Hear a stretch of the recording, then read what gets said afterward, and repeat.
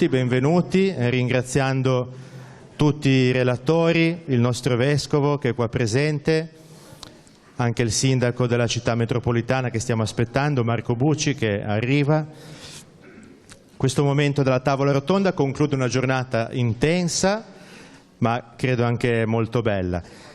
Passo la parola un attimo per un saluto proprio da parte di chi è responsabile di questo luogo che ci ospita e che ringrazio.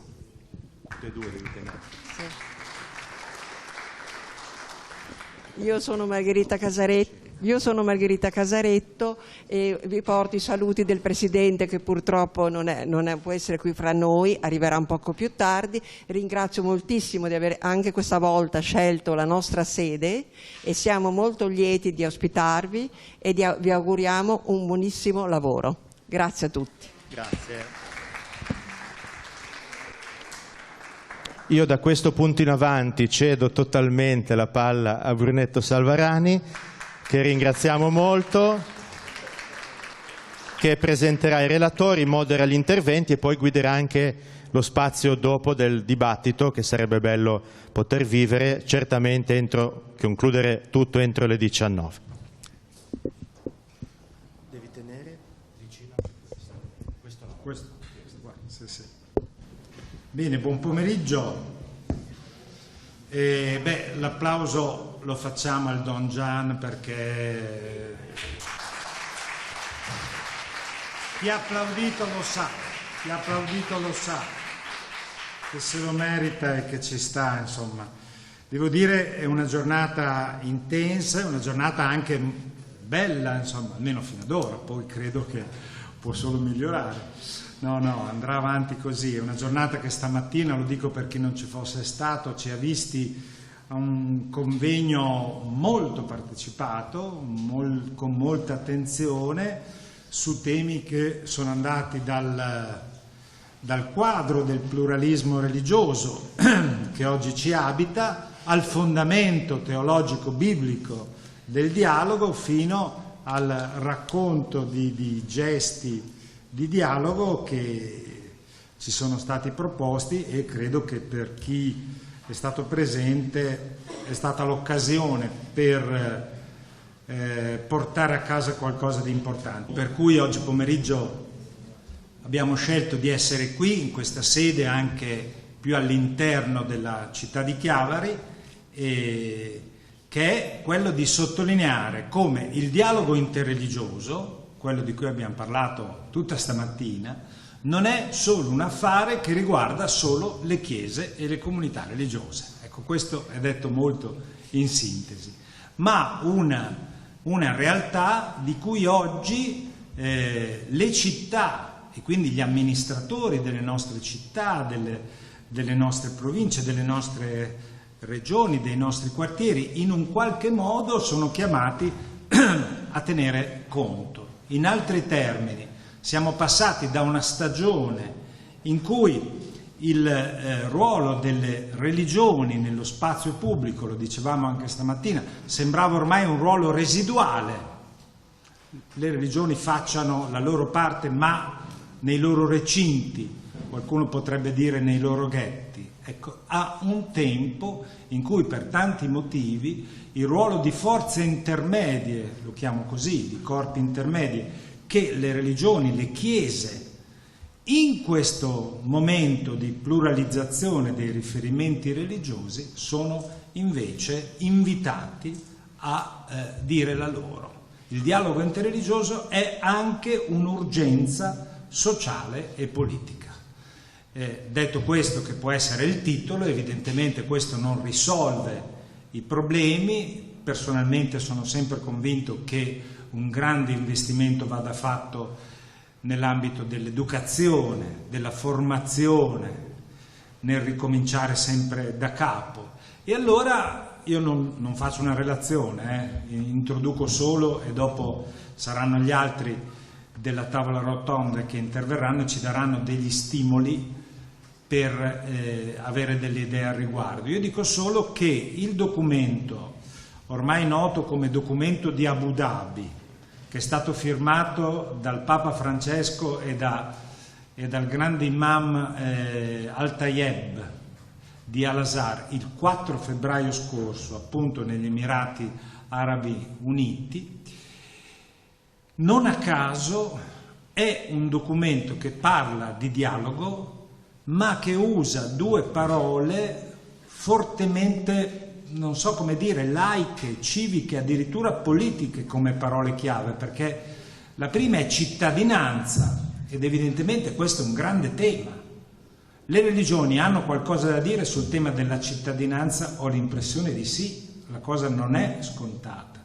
E l'altro, che in realtà è una parola chiave che sta a metà tra le grandi parole della tradizione cristiana, penso a Francesco d'Assisi, frater, i frati, eccetera, eccetera, la fraternitas, quindi il tema della fratellanza.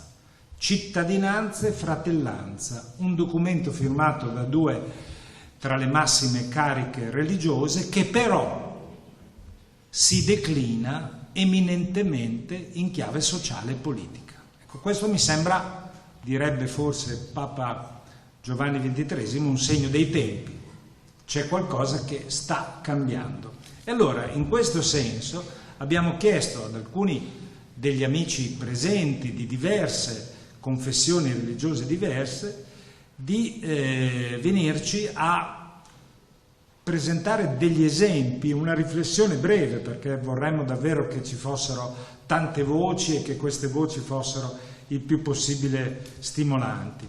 Per cui adesso io li chiamo qua attorno a me e poi in breve cominceranno a fornirci questi stimoli, cominciando dal padre Claudio Monge, che è un religioso domenicano, lo dico per chi non lo conosce, che è responsabile del centro domenicano per il dialogo interreligioso e culturale a Istanbul, quindi vive in Turchia e quindi ci racconta da questo osservatorio privilegiato il tema del dialogo sociale, politico e così via.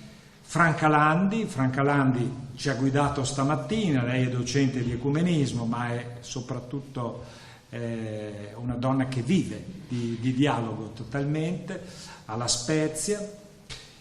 E poi il Don Giuliano Savina, che è il direttore dell'UNEDI, cioè il direttore dell'Ufficio Nazionale per l'Ecumenismo e il Dialogo della CEI, quindi è l'uomo dei vescovi che lavora per il dialogo. Adesso non so se questa ti va bene come definizione, dopo mi corregge, ma nessuno è perfetto, e grazie per essere qui comunque. Ecco, poi chiamerei Sumaya Abdelkader, che è tante cose, tra le quali consigliere comunale e vicepresidente della Commissione Cultura nel Comune di Milano, poi molto impegnata nel dialogo soprattutto cristiano-islamico da parecchio tempo, e poi avremo la voce anche di Miriam Camerini, che ci ha appena guidato nello Shabbat di tutti. Miriam è qua ed è ebrea, è un'attrice, è un'operatrice culturale, una scrittrice, abbiamo sentito anche cantante, molte altre cose. E ci tengo a dirlo, fino a una certa ora lei non parla con il microfono, perché ci sono regole per lo Shabbat ed è importante che queste regole siano conservate. Lo dico perché impratichirci di tutte le diversità è una forma educativa importante, quindi sicuramente non parlerà per prima. Mentre invece allora c'era uno schieramento uomini e donne, ho capito. Volevamo mescolarci. Va bene, siete dei miscelatori, va bene. Allora, detto questo, io darei la parola per primo appunto al padre Claudio Monge, al quale devo passare tutto il kit, perché così la TV riesce a riprendere il tutto. Sì, buonasera, grazie a Brunetto. Come dire in pochi minuti quello che è l'esperienza di un quotidiano, perché io preciso sempre che non credo molto al dialogo tra le religioni, non credo molto a religione in quanto tale nello spazio pubblico.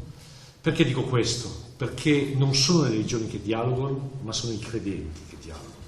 Sono delle persone concrete, sono degli uomini, delle donne, più o meno giovani, più o meno impegnati, eccetera. E come uomini e donne sono persone che credono all'importanza della cosa pubblica, della societas, di costruire prima di tutto i nostri microambienti di lavoro, di impegno e di vita quotidiana, che sono i nostri quartieri, le nostre città.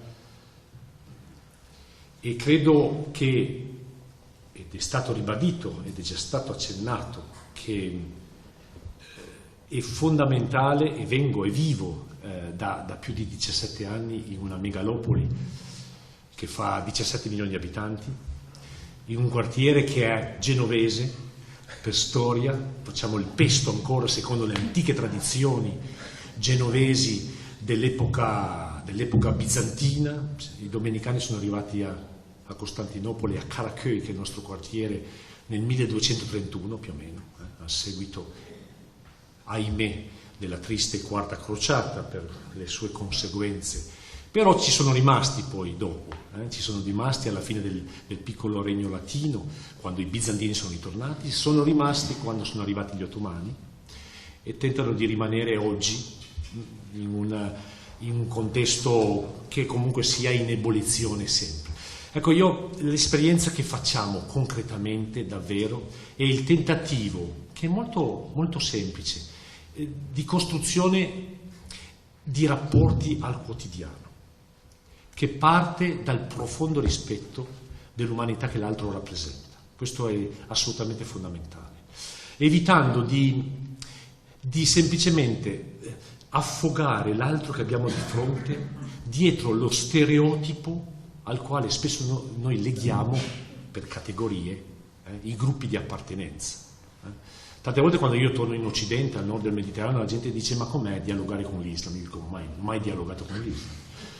Se mi chiedi com'è dialogare con Fadime, con Zeynep, eccetera, eccetera, o con Mehmet, o piuttosto che con Muhammad o con Ahmed, ti dico cosa vuol dire. Ti dico che a volte è molto duro, ti dico che a volte è appassionante, che a volte imparo tantissimo, che a volte mi sento un po' in difficoltà e costretto e rimandato a. Ecco, la grande sfida è non vivere semplicemente uno accanto all'altro, ma condividere dei sogni, dei progetti e anche delle difficoltà per costruire cittadinanza. Io credo molto alla novità. L'impero ottomano per secoli ha in fondo creato questa logica, che è la logica delle millet, che non è delle nazioni in senso moderno, ma delle comunità etniche. Tanto è vero che si era armeni prima che cristiano armeni, si era le comunità etniche. Oggi non c'è futuro, anche per le cosiddette minoranze, anche se non è un termine che amo, in contesti a maggioranza, che può essere musulmana, eccetera, eccetera, se non ripartiamo da un concetto forte di cittadinanza, che è una costruzione della cosa sociale insieme. Quando dico, e vi finisco con un'immagine, perché stamattina mi permetto di agganciare per quelli che c'erano stamattina, con un'immagine che è emersa nel dibattito, no? L'importanza per noi, ad esempio, di vivere l'incontro al quotidiano e accoglierci mutualmente anche nei luoghi importanti di riferimento delle nostre comunità, che possono essere le chiese per i cristiani, le moschee per i musulmani, i luoghi civili, di incontro civile importante, incontrare costantemente il muhtar, che è il responsabile della vita di quartiere a nome del municipio, o incontri diversi con le autorità locali, continuamente, un feedback continuo per portare il vissuto quotidiano. Questo è per noi importante, e accoglierci e fare in modo che le difficoltà a volte di passare questa soglia che ci introduce nella casa e al cuore del vissuto dell'altro non sia un evento traumatico, ma anzi una scoperta felice. Nel campo delle religioni è chiaro, il timore del sacro alto è a volte più forte. Tante volte dei musulmani che arrivano sulla soglia della nostra chiesa dicono: ma posso entrare? Dico: ci mancherebbe, certo, prego, vieni. E allora poi notano dei particolari, come può essere l'incensiere dove ci sono le candele. E allora, soprattutto i più giovani, dico: posso accendere una candela? E allora lì la mia risposta diventa più articolata. Puoi accenderla se hai una preghiera da innalzare a Dio. E allora mi guarda e dice: ma cosa stai dicendo? Io sono un musulmano, pensi che posso innalzare una preghiera a Dio da una chiesa? E io gli dico: perché tu pensi che Dio è rinchiudibile tu semplicemente in questo spazio, o tu credi e mi dici e testimoni a me che Dio va al di là di questi spazi? E allora lì le frontiere invalicabili diventano passaggi, luoghi, soglie di incontro. E finisco con quest'altra immagine. Questa mattina, a proposito di luoghi sacri, si parlava di questa importanza di accedere ai luoghi sacri dell'altro. Io aggiungerei una particolarità: purché questi luoghi non divengano una sorta di supermarket di prodotti giustapposti uno all'altro, che visitiamo come si visita un grande supermercato. Vi do un esempio, un'esperienza che ho fatto 12 anni fa già, almeno, forse 15 anni fa. Frequento abbastanza gli aeroporti, dovendo spostarmi abbastanza anche per il mio lavoro di conferenziere teologo, e 15 anni fa a Charleroi, che è uno dei 2 aeroporti di Bruxelles, già 15 anni fa, hanno avuto una genialata per certi versi. Hanno creato nell'aeroporto stesso, al primo piano, il corridoio delle religioni. E allora in 50 metri tu avevi una di fianco all'altro con la stessa metratura, perché è chiaro la par condicio è fondamentale in questo caso qua. Tu avevi una piccola moschea, che poi non era una moschea, era una piccola mesjid, un piccolo luogo di preghiera musulmano. Avevi una sinagoga, poi avevi una chiesa ortodossa, cioè una cappellina ortodossa con iconostasi e icone, avevi il luogo della parola dei protestanti e avevi una cappella cattolica, diciamo così, con tabernacolo, il luogo della presenza reale, le differenze anche del rapporto al sacro. Ma non è finito qui.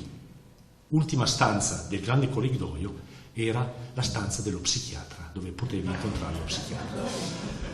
E per me era emblematico, perché in realtà questa possibilità di servirsi del fast food del sacro non era tanto un'apertura ad un'ulteriorità che interessa a tutti noi, ma era in fondo una ricerca un po' ripiegata di qualche cosa che non ti facesse sentire troppo a disagio. E visto che le nostre società sono così complicate, così multiculturali, alla fine di questo viaggio nel religioso, ma molto superficiale, non ti restava che affidarti al lettino dello psichiatra. Grazie.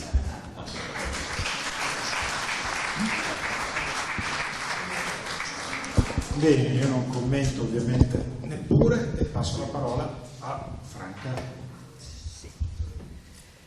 Ecco, allora io appunto sono spezzina, quindi faccio parte di questa realtà vicina a Chiavari, ligure, però una città alle propagine della Liguria, quindi con caratteristiche un po' diverse rispetto alle altre città liguri, perché siamo aperti poi sulla Toscana, quindi le vie di comunicazione sono maggiormente verso quella parte. Dico questo perché la mia città ha rappresentato per molti anni veramente un luogo multiculturale, soprattutto dopo la costruzione dell'Arsenale alla fine del XIX secolo, che ha visto arrivare in città maestranze da tutta Italia, e quindi già lì si poneva un problema di convivenza, un problema di convivenza e anche di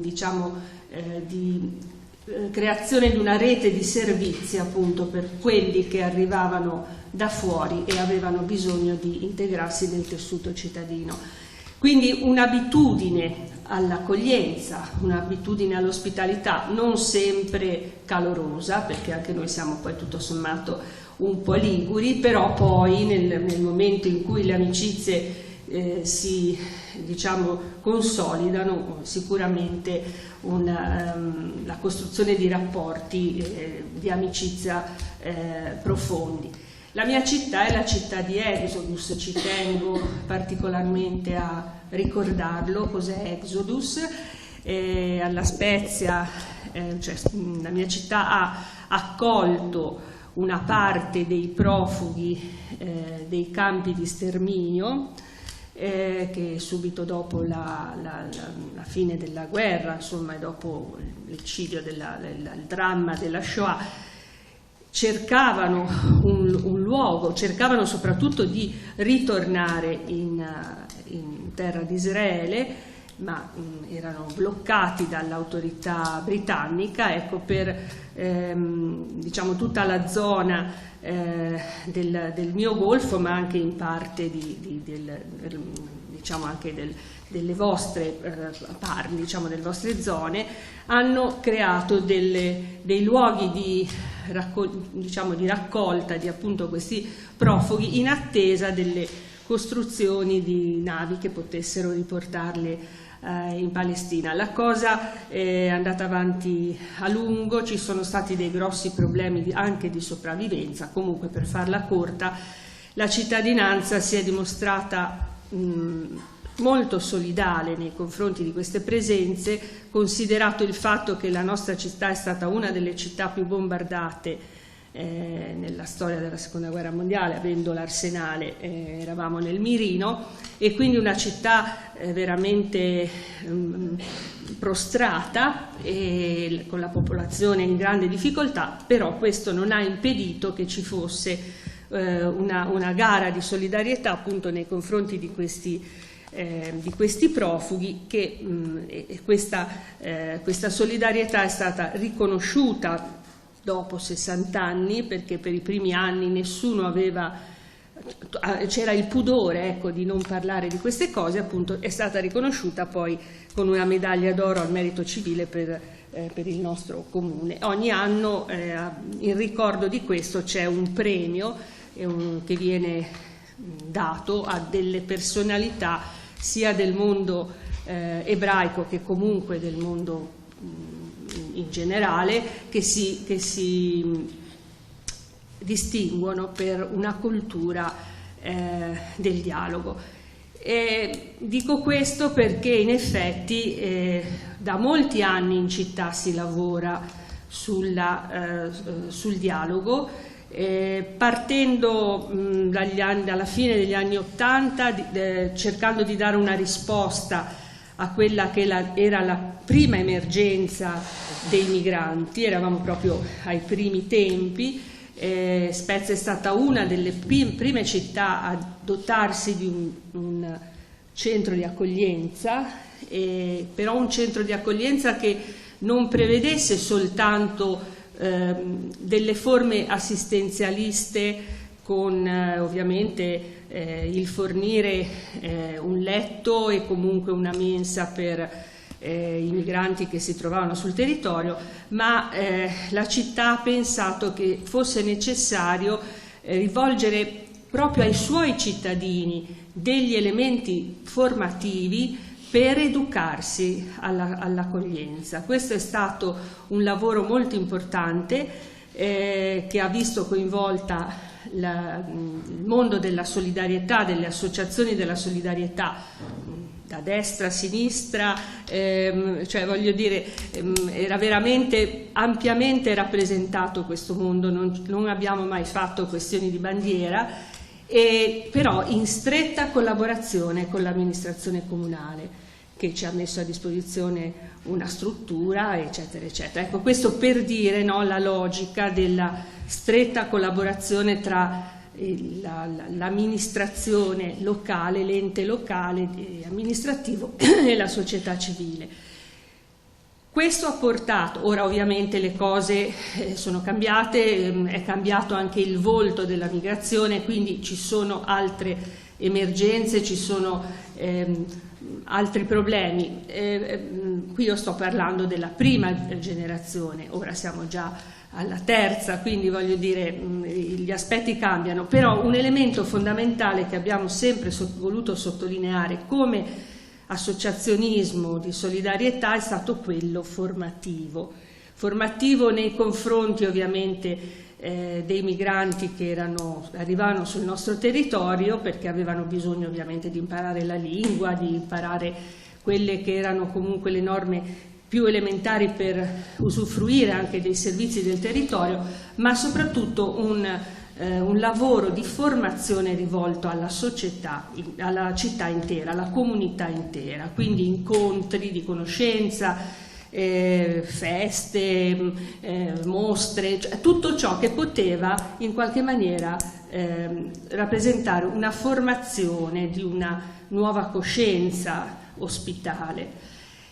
E finalmente nel 2006, naturalmente in tutto questo prevaleva l'aspetto, diciamo, culturale, frequentandoci, proprio perché il dialogo, sono d'accordo, avviene tra persone e non tanto tra chiese o culture, perché le chiese e le culture rimangono poi delle scatole chiuse. A un certo punto il dialogo si fermerebbe se invece il dialogo nell'amicizia, il dialogo interpersonale non ha confini.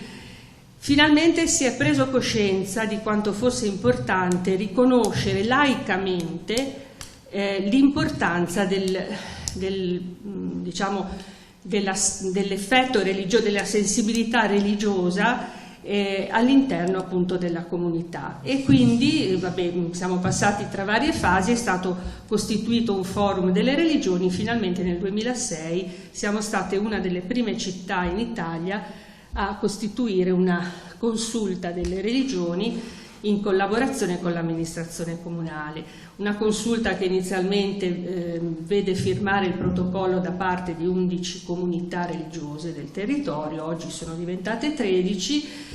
La consulta ha cominciato a occuparsi di quelli che erano i problemi più scottanti, sicuramente il problema degli spazi da mettere a disposizione delle comunità religiose che stavano arrivando, che stavano in qualche maniera definendo i loro bisogni, ma un grosso lavoro anche per esempio sulle necessità dell'assistenza in carcere, dell'assistenza in ospedale.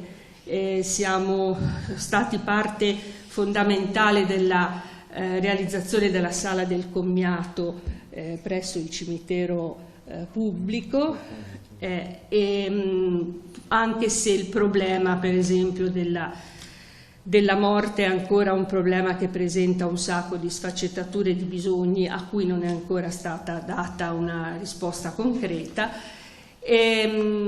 Sono state fatte iniziative di diffusione culturale, per esempio in collaborazione, naturalmente sempre in stretta collaborazione con la scuola, ma quindi iniziative sulla cultura del cibo insieme all'Istituto Alberghiero della città. Faccio degli esempi. È stato molto bello, per esempio, realizzare un giardino delle religioni, un giardino che è stato allestito praticamente nel parco antistante un istituto di scuola media superiore, l'istituto a quel tempo magistrale, però un istituto che ha sede in un luogo che ha visto molto dolore e sofferenza, perché era il luogo dove erano stati rastrellati i nostri più di 600 persone che poi sono state deportate nei campi di sterminio di Mauthausen, Birkenau, eccetera.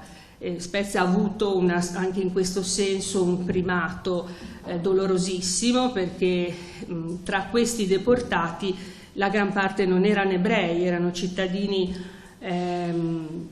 cristiani in gran parte, alcuni ebrei ma pochi, ma comunque erano vittime di rappresaglie terribili avvenute sul territorio. Ecco, in questo luogo che ha visto torture e sofferenze, lì è nato il giardino delle religioni. Ogni comunità religiosa ha piantato un albero e ha posto sotto le piante un testo tratto dal proprio libro sacro di riferimento, e quindi un segno molto, molto importante. Naturalmente la realtà è una realtà ecumenica, nel senso che raduna le diverse chiese cristiane, ma anche interreligiosa, perché comunque coinvolge la comunità islamica, la comunità ebraica, i mormoni, addirittura una comunità buddista, e quindi una realtà a tutto campo. Oggi, finisco subito, la consulta sopravvive oggi con qualche difficoltà, nel senso che fino a poco tempo fa l'amministrazione aveva garantito l'impegno di un funzionario comunale a tempo pieno, intorno a questo, no, tempo pieno, si occupava anche di altro, ma insomma faceva un lavoro importante di coordinamento e di stimolo, eccetera. Questa persona oggi è andata in pensione e l'amministrazione per il momento non ha pensato di sostituirlo, e questo rappresenta un motivo di grossa difficoltà per la vita futura della consulta. Grazie. Giuliano. Vorrei ringraziare per questa giornata e per vedere come questa giornata ha sfaccettature diverse, dal convegno di questa mattina a una tavola rotonda come questa, che ha una valenza più, come si può dire, sociale, interculturale, eccetera. E quando vengono proposte cose a questo livello, vuole dire che si usa il termine interdisciplinarietà, cioè si vanno a toccare proprio quei registri che permettono appunto di entrare in comunicazione, di entrare in dialogo, e il dialogo ha diverse sfaccettature, ed è interessante anche la valenza di questo momento. Quindi sono molto contento di poter partecipare, ma sono contento che nel programma è previsto anche un momento di questo tipo. Il mio lavoro è un lavoro molto bello, sono molto contento di quello che mi è dato da vivere, nel senso che sono il direttore in questo momento il direttore dell'ufficio nazionale per l'ecumenismo e il dialogo interreligioso della Conferenza Episcopale italiana. Io sono a servizio dei vescovi e i vescovi italiani hanno previsto che nella Chiesa italiana ci sia un ufficio per l'ecumenismo e il dialogo interreligioso, e il mio compito è quello di poter interagire con le confessioni cristiane, e quindi il mondo ecumenico, e le religioni presenti nel territorio italiano. E quindi vorrei dire che io sono in contatto sia con le chiese protestanti che con le chiese ortodosse, e sono in contatto anche con il mondo delle realtà islamiche. Domani, per esempio, domani mattina incontrerò gli imam presenti in Italia, a Bologna, per esempio. Sono in contatto con la comunità ebraica italiana, l'UCEI, e le varie realtà ebraiche italiane, e sono in contatto con il mondo buddista, induista, sikh, presenti sul territorio italiano. E il mio compito qual è? Il mio compito è quello di conoscere. E questo è un esercizio molto importante, la conoscenza. Io sono nativo di Milano, sono nato a Milano, fondamentalmente ho sempre abitato a Milano, da quando sono prete, 32 anni di esercizio pastorale in parrocchie nelle estreme periferie della città di Milano. Io sono stato prete dell'oratorio nell'estrema periferia di Milano, a Baggio. Sono stato prete della pastorale giovanile nelle periferie di Milano, che è dietro la stazione di Porta Garibaldi. Adesso lì si è riempito di grattacieli, ma quando c'ero io, no, era una situazione abbastanza disastrosa, sia dal punto di vista immobiliare che dal punto di vista sociale, molto delicata. Già dai milanesi quella zona era definita il quartiere dei ladri, pensate. E poi ho passato 15 anni del mio ministero alle spalle della stazione centrale di Milano e ho vissuto degli anni molto importanti, perché è stata una realtà multietnica, multireligiosa. Il 50% frequentanti dei bambini delle scuole elementari sono copti, e con una forte presenza anche musulmana. E quindi potrei dire che le famiglie, i figli delle famiglie abitanti di questo quartiere stanno vivendo un'esperienza che i genitori non hanno vissuto. Ed è molto importante saper leggere questa situazione, perché i figli portano ai genitori ciò che i genitori non conoscono, perché loro dalle 8 del mattino alle 4 del pomeriggio stanno con compagni che non sono tutti italiani e vengono da realtà diverse. E questa è un qualcosa sulla quale bisogna pensare, ed è un qualcosa sulla quale siamo chiamati a riflettere, perché questi sono gli uomini e le donne di domani, e questi saranno coloro che, secondo le scelte della vita che faranno, avranno la responsabilità anche della cosa pubblica. Da qui ne uscirà la società di domani. E il mio servizio è un servizio. Io sono cresciuto per quello che riguarda la mia esperienza presbiterale in contesti così. Questi contesti mi hanno obbligato inevitabilmente a riflettere, ma soprattutto anche verso l'esperienza che sto vivendo in questo momento, scopro che una delle cose più belle che possa accadere nella vita è quello di imparare a conoscere l'altro. E per conoscere l'altro c'è una cosa fondamentale, la dicevo questa mattina al convegno, e la cosa fondamentale è quella di ascoltare. È un anno particolare questo dal punto di vista di dialogo islamo-cristiano, perché si ricorda appunto l'incontro di San Francesco con il sultano.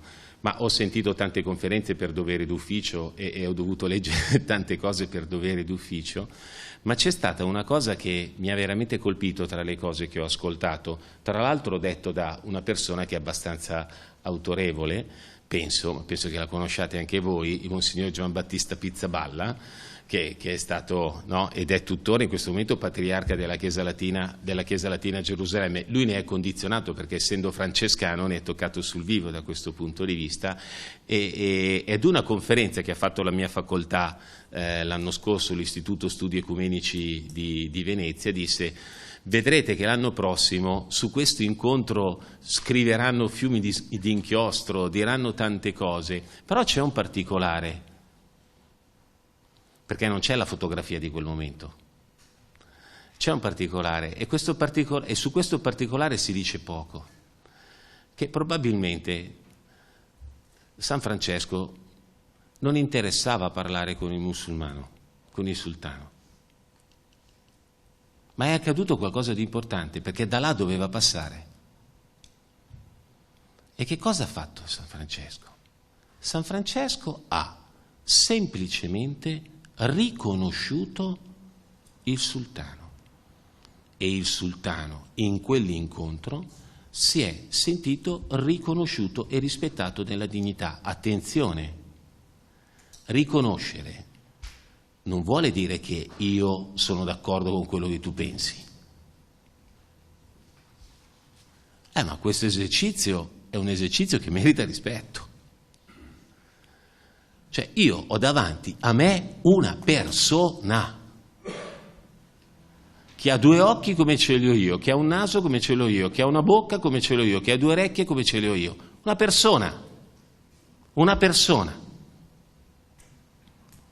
Questo esercizio è un esercizio importante, perché riconoscere l'altro vuole dire ascoltarlo, cioè permettere all'altro di dire se stesso.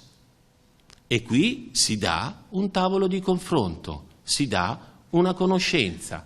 Da questa conoscenza può nascere una stima e può nascere anche la conoscenza di una differenza, anche di mentalità, questo sì.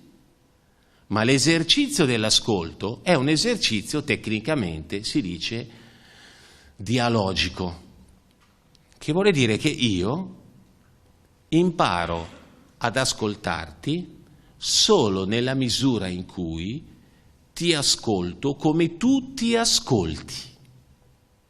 Se io imparo ad ascoltarti come tu ti ascolti, imparo a conoscere come tu credi, come tu percepisci la tua fede, questo risultato deve essere anche da parte tua, anche tu sei chiamato a riconoscermi e a imparare ad ascoltarmi come io mi ascolto e come io credo.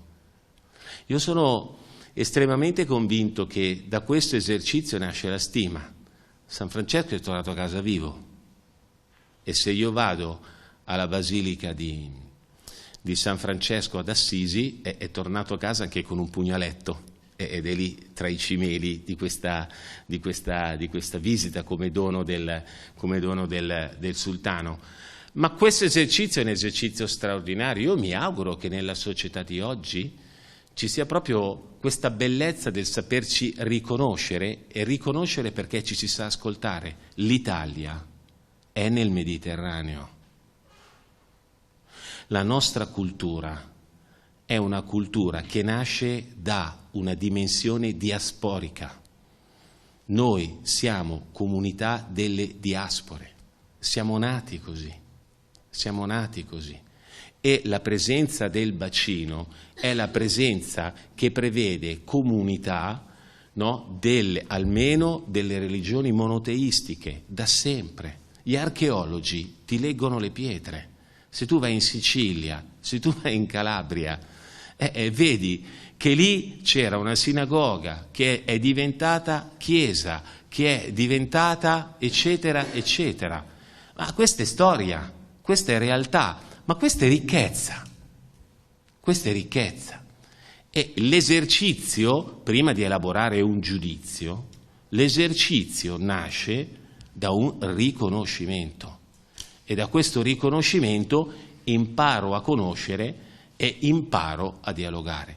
Penso che questa cosa sta da trasmettere alle generazioni e su questa cosa siamo chiamati a crescere. Io come prete di un oratorio e come parroco di una parrocchia dove i figli delle famiglie di quel quartiere vivono in una scuola dove ci sono copti e musulmani, la prima cosa che ho fatto è quello di imparare a saper conoscere le religioni, a saper riconoscere le caratteristiche di quelle religioni.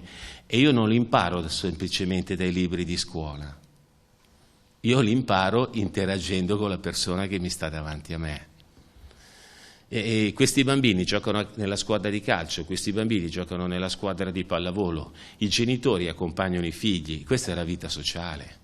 I genitori si trovano fuori dalle scuole per attendere i figli che escono da scuola e questi non è che stanno muti, parlano, dialogano, si conoscono, si trasmettono le notizie, si chiedono aiuto reciproco, si sostiene. Ci sono anche delle difficoltà, ci sono anche delle incompressioni. È certo che ci sono difficoltà e incompressioni. Ci sono difficoltà e incompressioni tra moglie e marito, tra genitori e figli, poi che non ci siano delle incompressioni. Ma su questo occorre lavorare, perché nella nostra società ci possa essere sempre più quella dimensione dialogica, cioè quella capacità di ascoltare l'altro per come l'altro conosce se stesso, pensa a se stesso e vive. Grazie.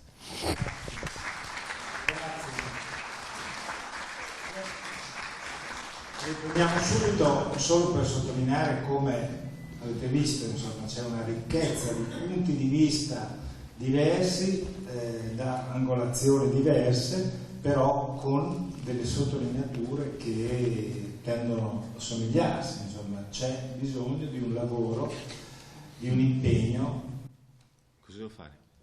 Sì, scusa.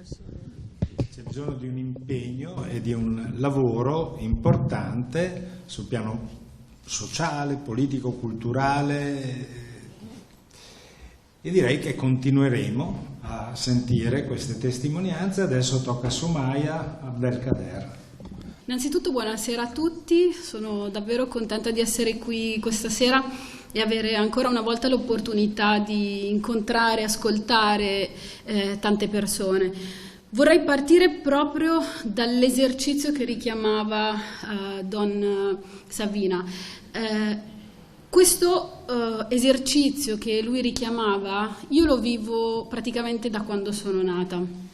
Vi racconto ora perché e poi arrivo ai giorni d'oggi e al tema della politica, che in questo momento è la parte che mi sta più prendendo, perché sono prestata a questo ambito. Io nasco in Italia, a Perugia esattamente, cresco tra suore e francescani, perché era un po' lì l'ambiente, perché mio padre era tra i primi delle comunità musulmane a impegnarsi per costruire qualcosa per le comunità musulmane, iniziare il dialogo con i credenti e i non credenti locali, e quindi prima cosa che fa mi prende e mi mette dalle suore a scuola. Un'azione non scontata, perché musulmano che fa l'imam, anche se in realtà è un medico, eccetera. Uno dice: ma come? L'imam, metti la figlia dalle suore? Sì, perché? Perché riconoscono Dio. E questo è stato per me un insegnamento fortissimo che poi mi ha accompagnato in tutta la mia vita, ovvero quello di non aver paura di incontrare l'altro anche se ha un'idea diversa dalla nostra per tante cose. Però ho anche imparato e mi hanno insegnato che per incontrarsi con l'altro bisogna conoscere se stessi molto bene, perché altrimenti non c'è materia di confronto, non c'è materia di dare per avere o viceversa. E quindi quello che diceva Don Giuliano è importantissimo. Riconoscere l'altro è fondamentale perché l'altro si senta a suo agio e aprire un canale di dialogo, e così all'incontrario. E per conoscere l'altro è importante conoscere se stessi, perché il dialogo diventa più impregnato di materia su cui scambiare qualcosa, perché poi il dialogo è scambio. Scambio vuol dire anche mettere in conto di trasformarsi, di cambiare qualcosa in se stessi. Io non credo di essere un giorno uguale all'altro, perché ogni giorno incontro qualcuno, ogni giorno qualcuno mi fa riflettere su qualcosa, ogni giorno vengo stimolata a rivedere le mie posizioni, certo tenendo saldi i principi e valori fondamentali che io mi porto dietro, però insomma tengo aperto tutte le possibilità del pormi domande e rivedere sempre tutto. E così questa cosa mi ha accompagnato per tutta la mia vita. Perché? Perché poi cresci. Poi a un certo punto sono passata alla scuola pubblica e anche lì mi sono confrontata con un momento particolare della scuola, che è il momento dell'ora di religione. Voi sapete che chi non professa la religione cattolica ha facoltà di uscire dall'ora di religione e fare la cosiddetta ora alternativa, che di solito non è niente, non si fa niente, oppure ha la facoltà di uscire da scuola e ritornare, o stare in biblioteca, insomma lì a seconda delle scuole come sono organizzate. Io ricordo benissimo che uscire dalla classe ogni volta mi faceva soffrire, perché io volevo sapere: ma che cavolo si dicono questi qua in classe senza di me? Ma parleranno anche di me? Ma ci sarà qualcosa di interessante da conoscere? Io voglio sapere cosa si raccontano. E a un certo punto sono tornata a casa e ho detto ai miei: ma io voglio sapere cosa si dicono. I miei genitori: ma sì, perché no, ogni tanto vedi il programma, guardiamo il programma e vediamo di cosa parlano. Sono andata, l'ho detto anche alla mia prof di religione, che figuratevi era contentissima, mi ha dato il programma, l'ho portato a casa e i miei genitori hanno guardato. Caspita, loro si immaginavano probabilmente il catechismo, e invece era molto di più, cioè molto di più nel senso molto più ampio, si trattavano tematiche assolutamente di educazione civica, direi, da un certo punto di vista, e poi si parlava anche di religione. c'erano passaggi su Gesù, eccetera, eccetera. Allora mio papà e mia mamma mi dicono: senti, noi ti raccontiamo la nostra versione e poi tu sei pronta per andare ad ascoltare anche gli altri.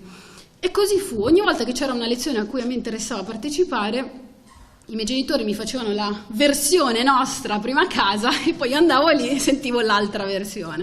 Ed era interessantissimo perché poi ti confrontavi con le varie versioni e potevi anche dire: ah, questa mi piace di più, questa mi piace di meno. E vabbè. E poi è arrivato un momento particolare. Io ho deciso di indossare il velo e lì mi si è aperto un altro mondo. Perché?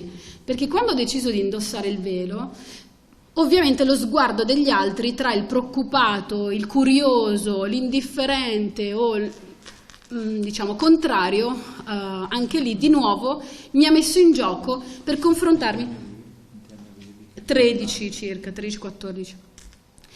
Anche lì mi ha messo di nuovo in gioco, dovendomi mettere a confronto con tutti questi sguardi. E quando diciamo a un certo punto anche lì prof di religione mi ha detto: ma senti, ti va di venire in classe a raccontare ai tuoi compagni il perché del velo, perché come pregate, Ramadan, insomma le solite cose. E io gli ho detto: perché no? Cioè, sono cose che pratico, perché non sarà mai difficile, racconterò facilmente queste cose. E invece è stato il momento più difficile della mia vita, perché le domande che mi venivano poste erano domande profonde, a cui io non sapevo rispondere sempre. O comunque le mie risposte non mi soddisfacevano neanche a me a un certo punto. Perché quando mi chiedevano perché porti il velo, cioè, a 14 anni io l'ho messo perché così facevano le donne della famiglia. Era un modo per entrare nel grande mondo femminile della famiglia. Infatti lo indossai in una vacanza in Giordania, quando tutte le mie zie, alcune cugine, perché poi non tutte portano il velo in famiglia, insomma ce l'avevano, e ho detto: voglio entrare in questo mondo femminile.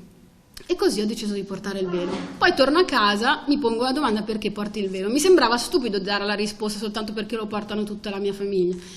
Ho tenuto la risposta aperta e gli ho detto: scusate, mi consulto con la regia e poi torno. Ed è stato un po' così. Lì è partito tutto un percorso che non è mai finito, non è mai cessato di andare avanti, di ricerca della mia religione, della mia fede e del senso della spiritualità. Che quando sei giovanissimo di spiritualità c'è poco, non dico per tutti perché poi ci sono quelli sempre più illuminati, però per me non c'era spiritualità, c'era più che altro pratica, puoi dire cultura, tradizione reiterata, un po' perché mi piaceva, un po' perché tutti lo facevano e così via. E invece man mano crescendo si entra poi anche in crisi, perché arrivano anche quelle, la crisi del velo, la crisi della pratica, eccetera, eccetera, e sei di fronte al bivio. Mollo perché non lo comprendo, perché non ce la faccio, oppure continuo il mio percorso di ricerca, di domande, eccetera, eccetera. Beh, io ho deciso a un certo punto di continuare il percorso di ricerca e di continuarlo proprio come esercizio dello spirito, perché in questo, almeno io ci credo molto nella spiritualità del vivere una fede, anche se poi nel tempo, e specialmente ora che faccio politica, ho ben chiaro che ognuno di noi può avere una coscienza religiosa o non averla, ma poi si deve porre con un'istanza, diciamo, laica rispetto a quello che fa. Perché è vero che io mi porto dietro i miei valori, i miei principi religiosi, ma poi c'è un patto sociale che si basa sui principi democratici e laici. E su questo patto condiviso poi si costruisce tutto il resto.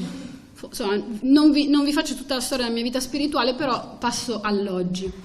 Ecco, rispetto all'oggi, e questo è un tema importantissimo ancora, nel senso che diceva Don Giuliano, del riconoscimento, eccetera. Oggi faccio politica. Sono consigliera comunale a Milano, sono vicepresidente della Commissione Cultura e è stato complicato, complicatissimo, ed è tuttora complicato, portare avanti questo ruolo. Perché? Perché c'è chi mi pone delle domande, io mi pongo delle domande e ci sono delle criticità. A un certo punto mi si è posta la domanda: ma tu non puoi far politica perché porti il velo? E chi ha detto che non posso far politica perché porto il velo? C'è una legge speciale in Italia su questo? No, non c'è, allora lo porto. Il problema, che io capisco bene, è che questo viene spesso concepito come un simbolo che è forte, che rimanda a tante cose, e io non immagino che possa rimandare di tutto di più nelle teste delle persone. Mediamente riporta al tema dell'estremismo islamico, riporta all'idea del problema della non sottomissione della donna, eccetera, eccetera. Tutte questioni che non neghiamo, esistono, ahimè, ma che non rappresentano la maggioranza.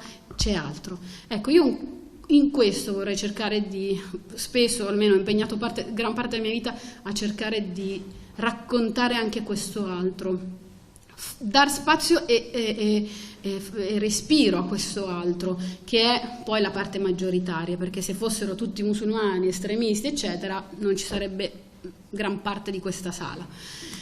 Quindi insomma sulle cose bisogna anche ragionare e cercare di andare nel profondo delle questioni. Allora io faccio politica, porto il velo, vi dicevo prima, lo faccio con il patto sociale, politico, eccetera, che ci siamo costruiti negli anni come Stato democratico, come Stato laico, e su questo tutti quanti in questo spazio laico ci muoviamo, ognuno con la propria coscienza religiosa. C'è il cristiano in tutte le sue espressioni, l'ebreo con tutte le sue espressioni, il musulmano con tutte le sue espressioni, il non credente, il diversamente credente, il buddista, eccetera, eccetera. E questo è necessario, questo dialogo tra le varie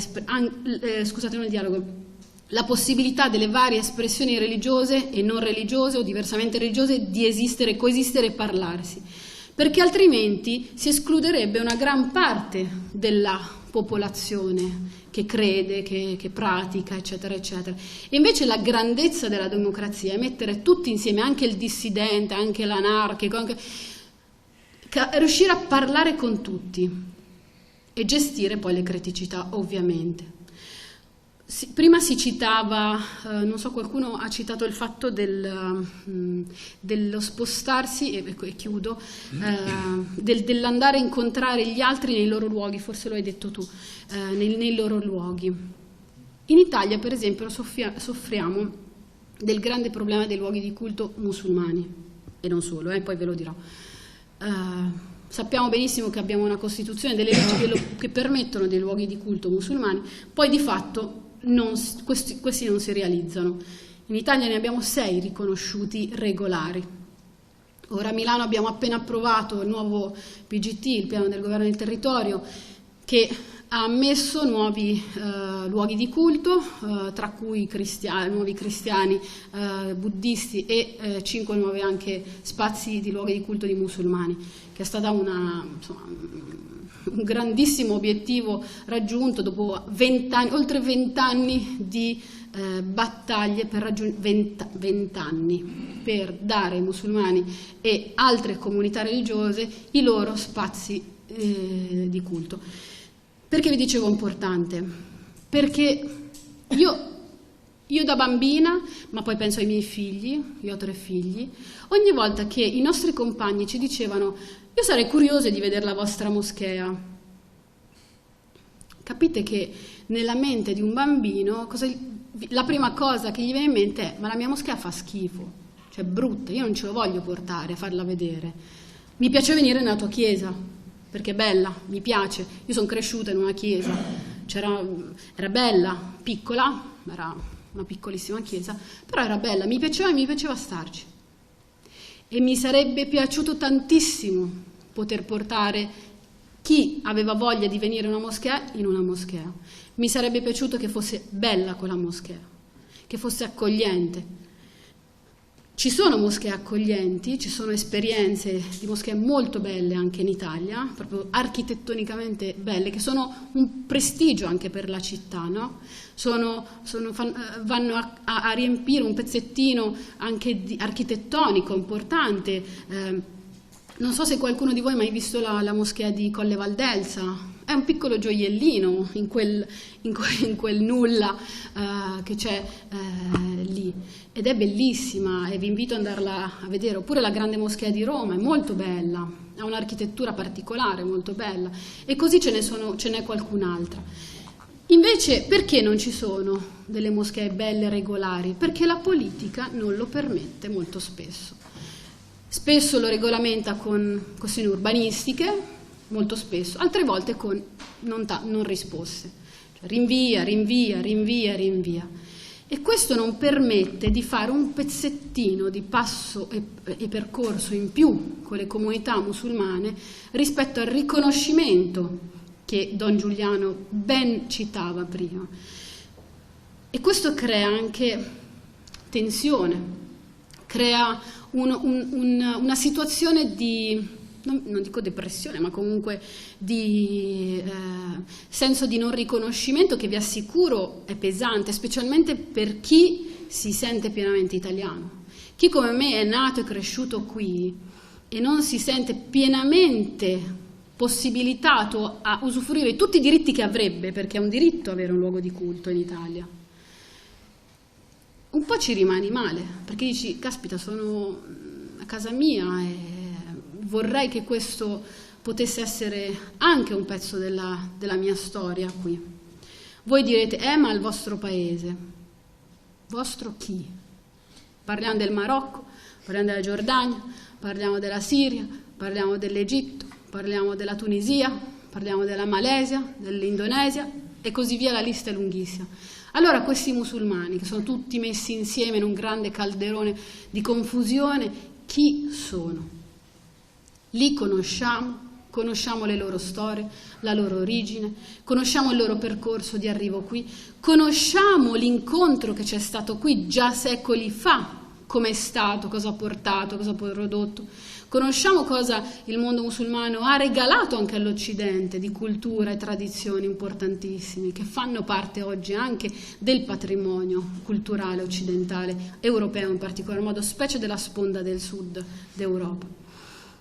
Non guardiamo solo alla finestra di oggi, che è drammatica e terribile rispetto a una parte di mondo musulmano, che anche noi musulmani rifiutiamo con grande forza e non vogliamo.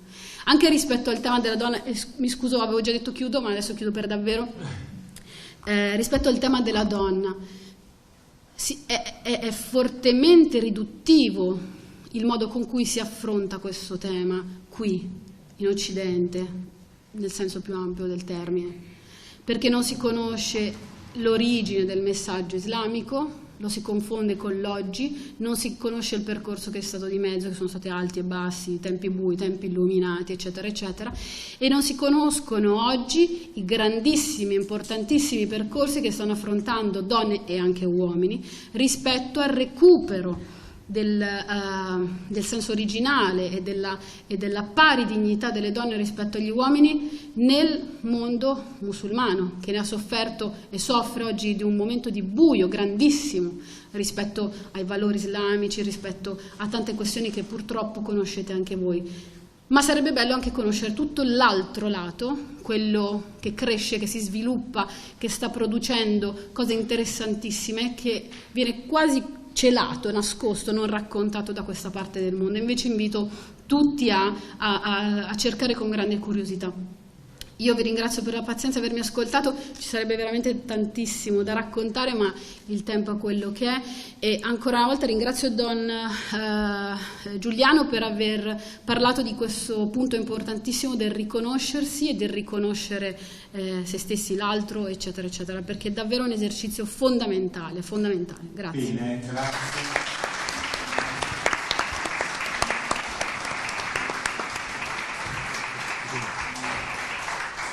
Solo per dire, allora, innanzitutto grazie, poi adesso parla Miriam, che essendo passata le 5:30 può permettersi di usare il microfono. Ecco, chiedevo al Sindaco Bucci se dopo ci vuole dire qualcosa al termine degli interventi, lo anticipo e ascolteremo molto volentieri quello che ci dirà. Grazie.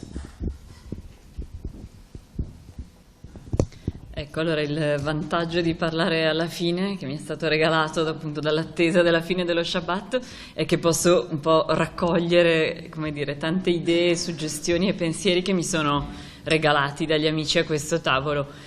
Il primo è la frase conclusiva di Sumaya sul femminile che si fa strada, e questo è evidente che è qualcosa che almeno le tre religioni delle quali stiamo parlando necessariamente si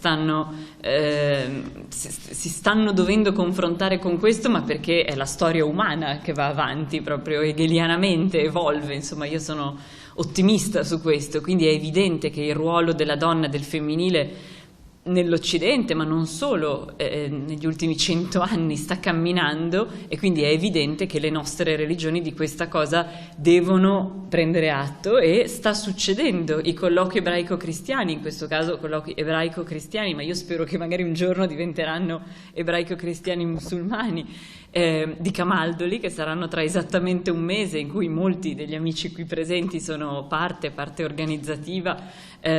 Quest'anno, per la prima volta, credo, nei 40 anni di storia dei colloqui, siamo riusciti a far sì che si confrontino proprio con la questione del femminile. E allora tutti i colloqui ebraico-cristiani di Camaldoli quest'anno saranno dedicati al femminile nell'ebraismo e nel cristianesimo e a quello che sta succedendo, perché sta succedendo. E come spesso amo dire quando parlo appunto di donne nell'ebraismo, delle prime donne rabbino che iniziano finalmente a essere ordinate, è una cosa degli ultimissimi anni, eccetera. Parlavo adesso con Sumaya di un film che ho visto poche settimane fa su una delle prime donne imam in Danimarca. E allora questa cosa che sta succedendo appunto verrà raccontata lì, e spesso amo dire che è una cosa che succederà comunque. Ciò che noi facciamo, a mio avviso, è anticiparla, forse semplicemente è come qualcosa che arriva, e allora tu puoi decidere se aspettare che arrivi o come una persona andargli incontro, accoglierla, no? Però io ho forte fiducia nel fatto che questa evoluzione del ruolo del femminile succederà comunque, noi possiamo solo decidere se restare in attesa o anticiparla. Bravissima, esserne parte, certo.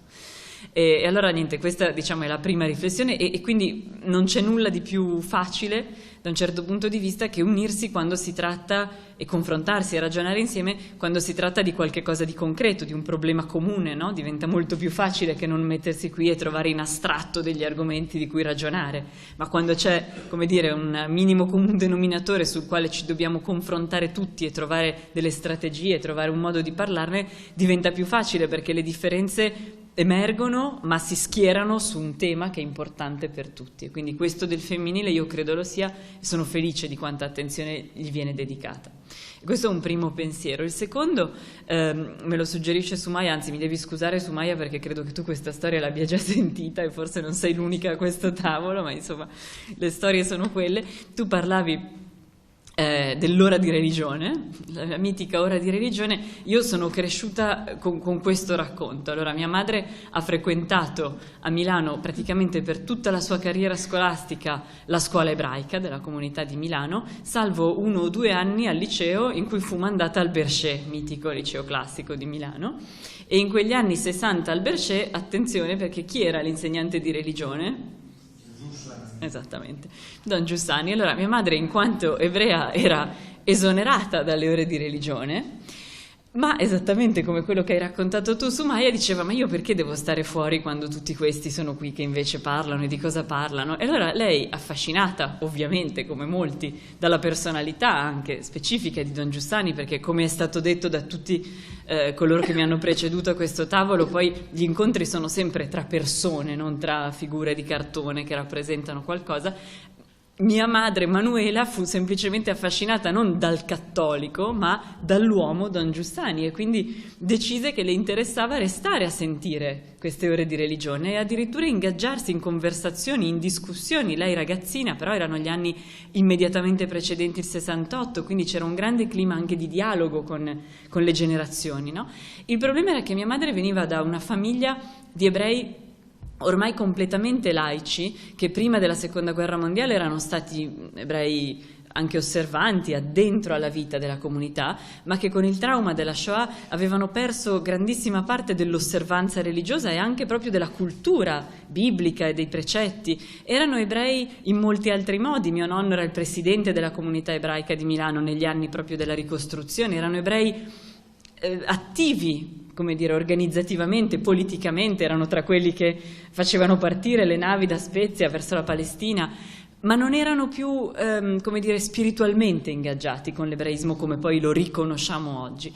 E allora appunto mia madre si trovava a conversare, a discutere, lei dice, con Don Giussani, il quale a un certo punto un giorno le tuonò: Cantoni, ma tu non sai niente della tua religione.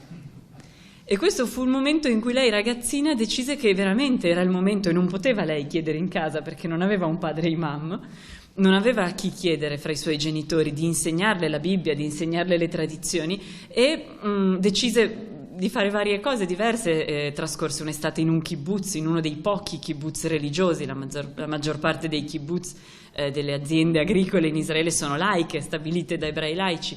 Però lei si trovò proprio in uno di quelli invece dei pochi religiosi e iniziò così a studiare, per poi incontrare mio padre, che è invece un ebreo osservante di una famiglia rabbinica. E allora io spesso, appunto, per concludere questo aneddoto, dico che sono l'unica ebrea che ha una madre ciellina, che diciamo... La musulmana francescana. Esatto, musulmani francescani, vedete che appunto le identità, come dire, sono qualcosa di abbastanza liquido. E però è vero, nel senso che al di là della battuta, l'inizio quantomeno dell'istruzione religiosa di mia madre, che poi è stata profonda ed è stata trasmessa a me e a mia sorella, veramente è stata grazie a un prete, e che prete, no? Allora, come dire, appunto mia madre veniva da una famiglia di ebrei laici. Voglio agganciarmi a un'altra cosa che ha detto Sumaya, che è il grande tema del coprirsi i capelli per le donne, che noi lo conosciamo oggi nell'Islam, ma in realtà sappiamo benissimo che le donne cattoliche andavano in chiesa con i capelli coperti fino a pochi decenni fa, se non erro. Mi è stato chiesto anche durante il pranzo dello Shabbat di poche ore fa perché alcune donne ebree ortodosse portano la parrucca o portano copricapi. Allora, giusto per inquadrarvi un attimo sempre la mia famiglia, perché è meglio parlare di ciò che si sa, mia madre dice così: allora mia sorella è un'ebrea molto osservante, più osservante di me, è sposata con un ebreo di Zurigo e da quando si è sposata 10 anni fa porta i capelli coperti, non con la parrucca ma sempre dei foulard, dei cappelli, dei turbanti. E mia madre dice: se il dottor Cantoni, cioè suo padre, avesse saputo che avrebbe avuto una nipote col turbante, perché le generazioni poi cambiano. Poi mio nonno non ha fatto in tempo a vederla questa, come dire, però mia nonna sì. Allora mia nonna negli ultimi anni diceva, mia sorella si chiama Nicole, diceva certo che Nicole sta molto peggiorando, che era per dire che stava diventando più religiosa. Allora ecco, poi si sta insieme lo stesso, anzi ci si diverte, però così, questo diciamo in 3 generazioni gli ho fatto un piccolo riassunto di quanto si può essere diversi anche dentro alla stessa famiglia. Bene. Questo per parlare, come dire, appunto di scuola e di scuole. Alcuni anni fa lavoravo per la comunità ebraica di Trieste come educatrice ai bambini della comunità ebraica di Trieste che non hanno grandissimo accesso a una educazione ebraica in loco, quindi portano persone da altre città, e però insieme a loro avevo fatto un progetto anche invece per una scuola pubblica media di Trieste, in cui, come in tutte le scuole d'Italia, appunto ci sono bambini e ragazzini di ogni provenienza e anche religiosamente misti. E allora c'era una ragazzina musulmana di una famiglia turca, la quale io, come dire, la vedevo e mi era stato detto anche dalla dirigenza scolastica che era molto nervosa per il fatto che noi avessimo proposto alla scuola alcuni incontri sull'ebraismo, in cui io avevo tra l'altro imposto che questi incontri non fossero, come era stato richiesto inizialmente, sulla Shoah, perché come prima Don Giuliano ha detto facciamo un applauso agli ebrei vivi, io ecco, mi inserisco in questa linea di pensiero, cioè credo che sia ora di smettere di insegnare soprattutto ai giovani l'ebraismo attraverso la Shoah, ma avevo proposto, era il 2012, che in quella scuola di Trieste si ricominciasse a parlare di ebrei vivi, di ebraismo. E appunto questa ragazzina, ho capito che subiva delle pressioni da casa perché lei voleva partecipare a questi incontri, mentre la famiglia era scettica su che cosa sarebbe stato insegnato, se si parlava di Israele. Era un problema. Allora nel corso di 5-6 incontri, quanti ne svolgemmo, una cosa molto positiva fu che all'inizio appunto vedevo la sua titubanza, il fatto che era divisa tra il voler partecipare e una famiglia che non voleva che partecipasse, e poi agli ultimi incontri invece si era completamente sciolta e la famiglia aveva deciso che poteva partecipare. Questo è stato anche questo molto bello. La scuola è anche questa cosa qua, credo che lo stiamo dicendo ormai veramente in ogni forma, e la scuola deve essere questo.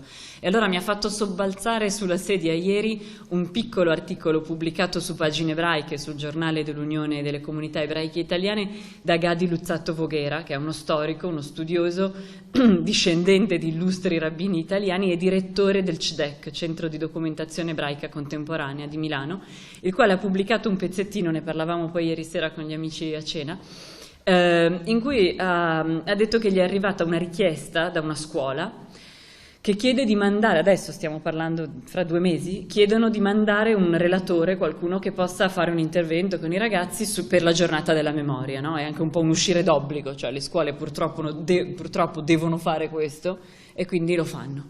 E allora questa scuola ha mandato a Gadi Luzzatto questa richiesta che appunto mandino un testimone, o vista insomma che ormai l'età è quella che la distanza dal fatto è quella che è, un testimone diretto o indiretto che parli di Shoah, ma la scuola specificava, siccome questa è un'attività di formazione fatta in un liceo, badate, non in una scuola elementare o in un asilo, siccome questa è un'attività di formazione che deve rispecchiare la neutralità dell'insegnamento, noi chiediamo che si mandi un esperto che parli dando soltanto una prospettiva storica, astenendosi dal fare alcun riferimento al presente.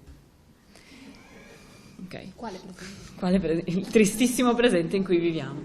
E allora chiudeva la sua riflessione Gadi Luzzatto dicendo: questo è lo stravolgimento completamente della democrazia, del concetto di democrazia così come noi ci siamo cresciuti dentro, cioè la scuola dove tutti noi, il liceo in particolare, abbiamo formato le nostre coscienze, dove siamo cresciuti con la nostra coscienza politica, oggi si chiede in nome di una non ben compresa neutralità dei fatti, di presentare dei fatti storici, che poi stiamo parlando di 70 anni fa, non del Medioevo, e completamente toglierli da qualunque contesto. Cioè l'esatto opposto, perdonatemi se adesso concludo con la mia opinione, questo inserto di Luzzatto Voghera, l'esatto opposto, io credo, di quello che un liceo è chiamato a fare, cioè essere un luogo in cui si impara il passato proprio per poterlo mettere in relazione con l'oggi, proprio per poter fornire a ognuno ovviamente non delle ideologie preconfezionate, ma la capacità di leggere un giornale, di ascoltare un telegiornale, di farsi una propria idea e eventualmente di scendere in piazza, cosa che temo si faccia sempre più necessaria.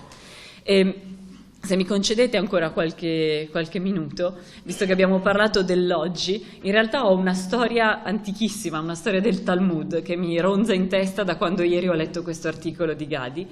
C'è una storia che è contenuta nel Talmud, quindi stiamo parlando di un testo scritto nei primi secoli d.C., nel trattato dello Shabbat, ed è una storia che non smetto mai di raccontare quando si deve parlare di ebrei e città, di religioni e città in generale. È una storia che è ambientata ai tempi della conquista romana della Palestina, quando ormai la Palestina sta venendo soggiogata completamente dal potere romano, che è prima di tutto, prima che politico, culturale. E allora quello che succede è che stanno, come sempre nelle infiltrazioni culturali, stanno impiantandosi delle istituzioni romane. E allora ci sono 3 rabbini, 3 maestri della legge che parlano, e il primo inizia a lodare le iniziative dei romani e dice: guardate come sono grandi le opere dei romani, hanno istituito i mercati, hanno costruito le case da bagno, i bagni pubblici, e hanno costruito dei ponti. E appunto quindi c'è questo primo maestro della legge che loda queste 3 cose romane che sono arrivate finalmente in Palestina. Uno sta zitto, non dice niente, e il terzo, che si chiama Rabbi Shimon ben Yochai, che è un rabbino importante, disprezza completamente queste tre istituzioni e dice: ma che civiltà, ma che cultura, hanno istituito i mercati per metterci dentro delle prostitute, hanno costruito i bagni per occuparsi solamente del corpo dimenticando lo spirito, e l'unica ragione per cui hanno costruito i ponti è per poter esigere un pedaggio. E allora succede tutta una storia molto lunga che non vi posso raccontare ora, ma in cui questa reazione di Rabbi Shimon ben Yochai arriva al governatore romano della Palestina, che lo condanna a morte per aver parlato male del regime, e Rabbi Shimon ben Yochai scappa insieme al figlio e si va a nascondere in una caverna in Galilea, e rimane lì nascosto, dice la leggenda, per ben 12 anni insieme al figlio. Nemmeno la moglie e la madre rispettiva sa dove sono questi due uomini, che se ne stanno per 12 anni praticamente sepolti vivi in una grotta. Dice che si tolgono i vestiti per risparmiarli dall'usura, perché non sanno quanto tempo dovranno restare in questo esilio, in questo nascondimento. Dio fa spuntare per loro un ruscello d'acqua, una cascata d'acqua e un albero di carrube per nutrirli e dissetarli, e si nascondono nudi sotto la sabbia, appunto, per risparmiare i vestiti, e tutto il giorno studiano tra di loro, e 3 volte al giorno emergono dalla sabbia, indossano gli abiti per pregare, perché per parlare con Dio bisogna essere vestiti. E poi si rispogliano, ritornano sotto la sabbia, scrivono secondo la tradizione il testo mistico dello Zohar, il libro dello splendore, uno dei testi della mistica ebraica, in realtà scritto nel Medioevo. Finalmente al 13° anno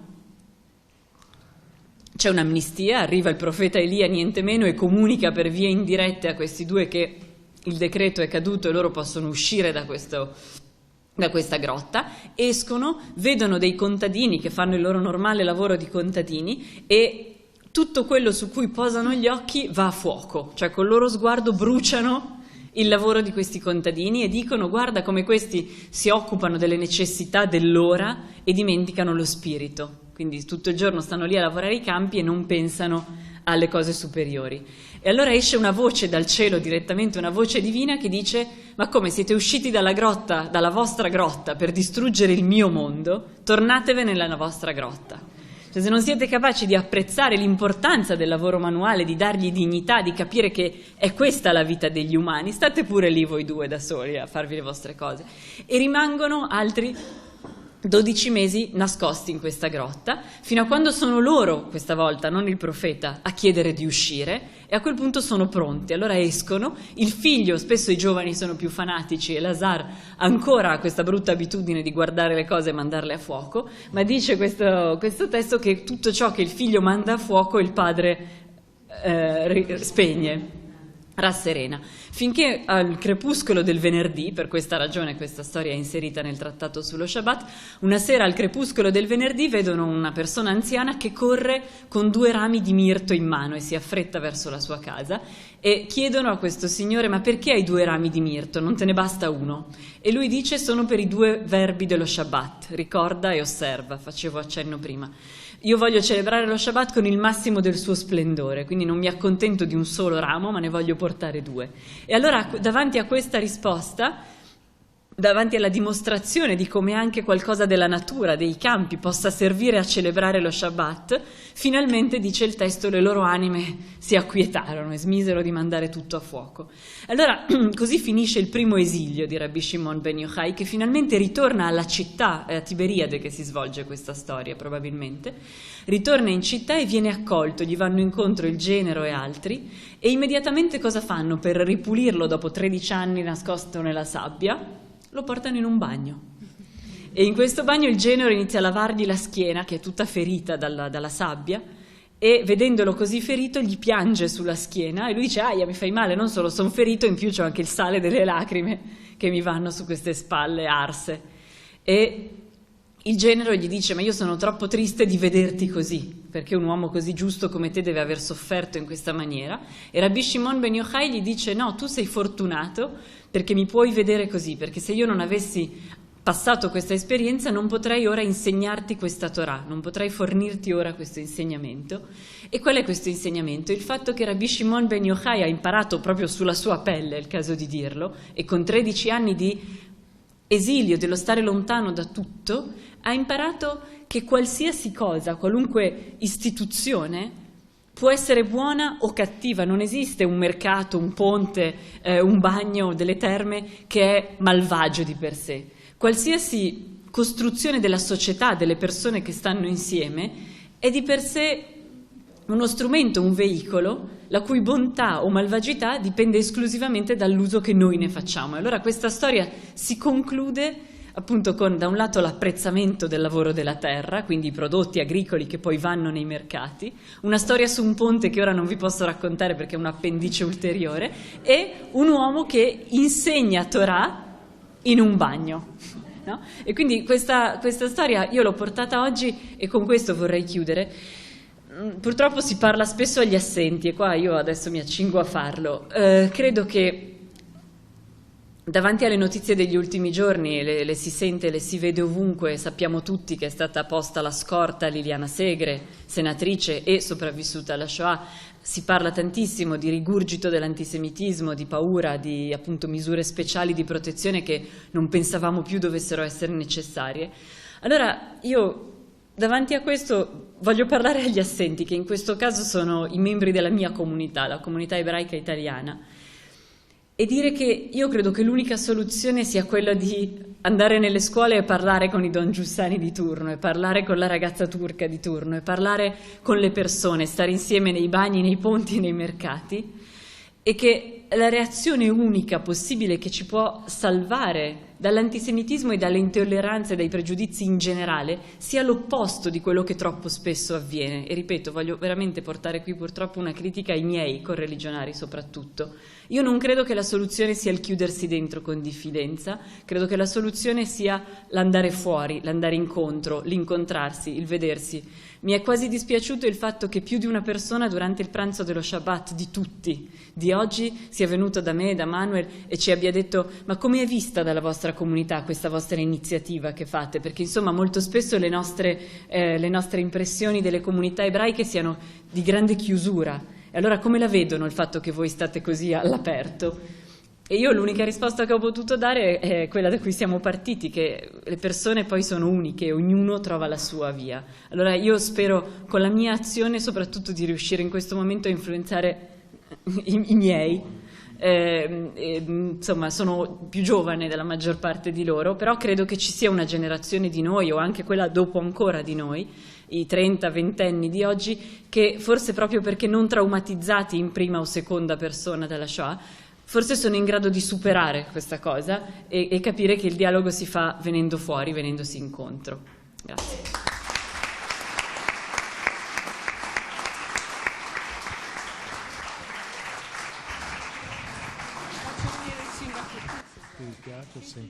Bene, Sindaco, se vuole venire qua, con molto piacere. Franca gentilmente cede il posto. Beh, io dico intanto grazie a nome degli organizzatori, di Don Gian Emanuele, della diocesi, mi permetto di dire, del Vescovo. Questa presenza è una presenza che noi abbiamo voluto come significativa, simbolica, importante, e quindi ascoltiamo volentieri quello che lei, Sindaco, vuole dirci. Grazie. Grazie a voi, è stato molto interessante, mi hanno molto interessato tutti i vostri interventi.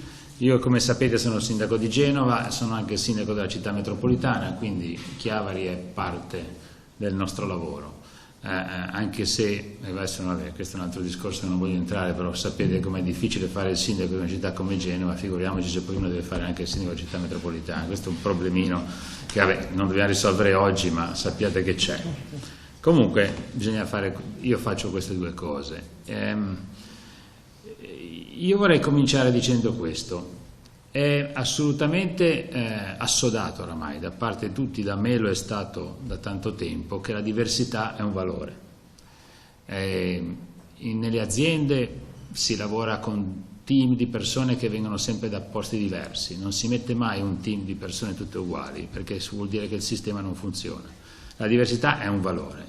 Io adesso vorrei impostare il discorso, dopo aver detto questo, che vale per tutto, vediamo invece su cosa deve fare un amministratore o un sindaco o uno che si occupa della cosa pubblica.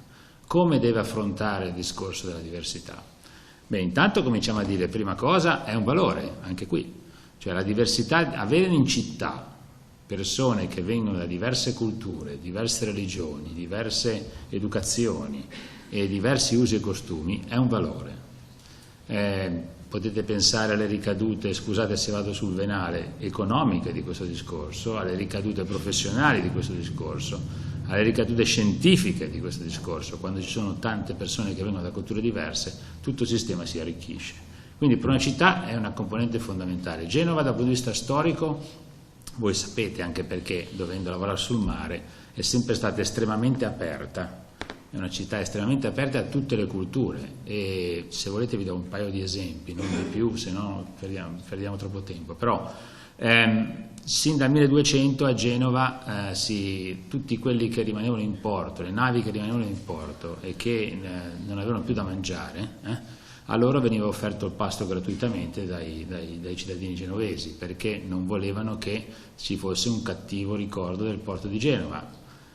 Perché erano troppo buoni? No, forse perché volevano che le navi ritornassero per fare commercio. Ecco, vabbè, diciamo anche questo. Però alla fine il risultato qual è? Il risultato è che la città è sempre stata accogliente. Per quanto riguarda il mondo islamico e ovviamente anche diciamo, tutte le culture che sono attorno al Mediterraneo, perché Genova lavorava sul Mediterraneo, anche sulle altre parti, nei secoli dopo anche la parte anglosassone, però principalmente la parte del Mediterraneo, tutte le culture erano rappresentate a Genova. A Genova si parla già di una moschea importante a Genova, tra il 1400 e il 1500. Ci sono i resti di questa moschea che sono oggi dentro, sono alcune colonne che sono dentro l'Università di Economia e Commercio, quella che è lì vicino alla Darsena vecchia. Ecco. E quindi poi ovviamente poi è stata battuta, però c'era già, e c'era già anche un bagno pubblico, e purtroppo poi i genovesi, siccome erano cattivi, non avevano queste cose per sviluppare i commerci. Poi ovviamente c'erano tutti gli schiavi venivano dalle navi che venivano conquistate, quindi quando c'erano le navi dei pirati o le navi islamiche o quelle che abbattevano bandiera diversa, tutti gli schiavi venivano portati a Genova e messi in un posto, in genere in Val Bisagno, oppure diciamo lì alla Foce, dove non c'era più la città, e lì c'erano i campi dove venivano tenuti gli schiavi. E infatti si parla del primo cimitero islamico proprio in quella zona. E poi sapete che queste persone venivano tutte utilizzate come schiavi non solo sulle navi, ma soprattutto per fare attività murarie, cioè per fare le mura, per fare i palazzi. Tutti i palazzi del 500-600 sono stati costruiti per la maggior parte da schiavi che venivano dal mondo islamico. Ecco, questo non è una bella storia da raccontare, però è la realtà di come Genova ha fatto da una parte una grande città aperta e dall'altra parte invece ha usato la schiavitù.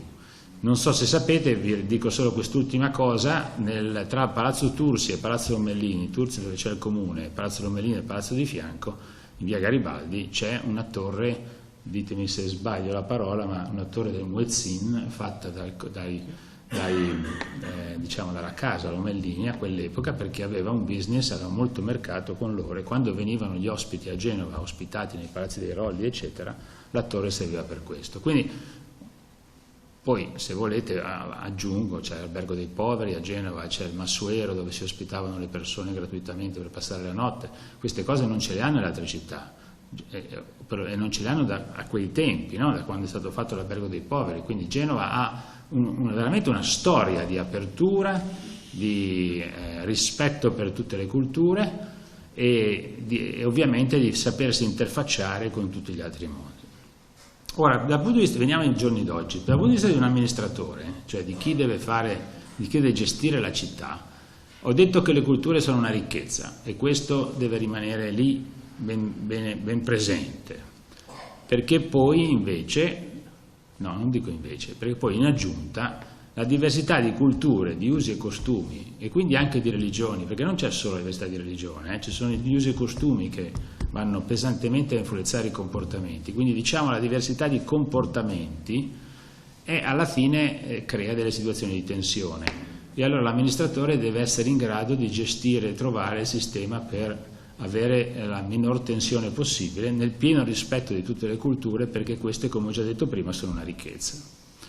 Io ho avuto una bellissima esperienza andando a vivere per circa 22 anni negli Stati Uniti, il cosiddetto melting pot che tutti conoscono, no? Dove il posto che diciamo tutti pensano abbia fatto la migliore integrazione possibile tra diverse culture. Io sono entrato come immigrato, ce l'avevo scritto sul passaporto, immigrant, e in America negli Stati Uniti entrare come immigrato vuol dire impegnarsi a imparare la lingua, imparare la Costituzione, imparare usi e costumi, e dopo averli imparati, e questa è una cosa che mi ha lasciato sempre positivamente coinvolto, dopo aver imparato questo, cioè dopo essersi integrato, bisogna impegnarsi a migliorare la società e a contribuire al miglioramento della società. Ecco, questo la società civile ovviamente, no? Ecco, questo secondo me è un esempio di come si può svolgere un buon piano di integrazione, però negli Stati Uniti è così, ci sono tutte le religioni rappresentate, non c'è nessun problema nel fare una nuova chiesa, una nuova moschea o qualunque altra religione, dall'induista addirittura adesso ci sono anche i posti per i shintoisti, se non sbaglio si chiamano shintoisti, giusto? Esattamente. Ecco. Quindi sono proprio tutti rappresentati, non c'è nessuna differenza, c'è un problema che viene fuori molto chiaramente, il cosiddetto politically correct. Okay? Che vuol dire? Vuol dire che per cercare di non offendere nessuno, nei momenti pubblici o nei momenti anche di società private che fanno business, okay? Nei momenti in cui sono tutti coinvolti non si fa nulla. E questo secondo me è un problema enorme, perché se invece di scegliere l'asticella più alta, quella con più valore, per metterla in comune, si è scelto di prendere quella più bassa, quella che non dà fastidio a nessuno, e quindi vuol dire che nessuno ha il valore delle cose. E stiamo correndo questo pericolo, okay? Anche qui da noi, quando non si fa il presepe a scuola per paura di offendere una religione, secondo me è un errore enorme, e noi come pubblica amministrazione non possiamo consentire queste cose. Adesso vengo all'Italia, no? Quando a scuola, e io ricevo molti messaggi, li riceve il sindaco proprio, molti messaggi di persone che dicono dovete levare, faccio un esempio, né più né meno, ma anche tanti, levate il prosciutto dalle mense scolastiche perché non possiamo mangiare il prosciutto. Ecco, questo è un problema, io non posso levare il prosciutto a tutti i bambini di Genova perché non si può mangiare il prosciutto. Ma dico cose banali, però bisogna starci molto attenti a queste cose. Cioè noi dobbiamo creare un sistema dove gli usi e i costumi di tutti sono rispettati, ma non annientati. Altrimenti noi veramente ci adeguiamo a livello basso anziché adeguarci a livello alto. La sfida è quella di trovare una società e un'amministrazione che rispetta tutti, non quella che non rispetta nessuno non facendo nulla. L'ho già detto 3 volte, quindi mi sembra di aver mandato un messaggio chiaro. Sappiate che in Australia il primo ministro, l'Australia soffre molto, non soffre, scusate, ho detto una brutta parola, l'Australia ha un'esperienza oggi di immigrazione molto pesante che hanno cercato di governare, e il primo ministro australiano ha fatto un proclama dicendo chiaro e tondo cosa lui si aspetta da tutti quelli che vogliono immigrare in Australia. È stato molto duro, però ha detto che ha scritto proprio un proclama, cioè proclama, dicendo che lui vuole che tutti quelli che entrino in Australia, e la popolazione l'ha accettato, devono sapere la lingua, affrontare e rispettare usi e costumi di quelli che sono la società australiana, e se non lo vogliono fare sono pregati di andarsene via. Ecco. Questo è un segnale durissimo su cui io non sono assolutamente d'accordo, però ricordiamoci che le tradizioni, gli usi, i costumi delle società devono poter essere mantenuti e magari integrati. Ecco, questo è il sistema migliore secondo me. L'integrazione del melting pot vuol dire la pentola dove si mette tutto assieme, no?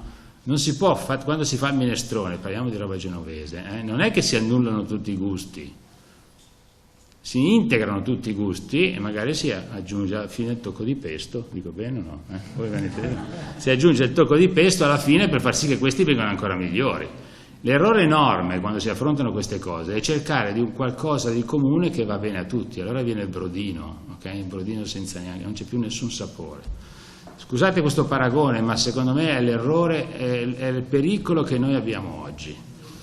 E io lo vedo non solo perché lo pensiamo noi, ma lo vedo anche da quello che mi dice la gente. La gente da me viene a protestare perché ci sono manifestazioni per strada che danno fastidio, e adesso ve lo dico molto chiaro e tondo, senza cercare di non toccare nessuno proprio.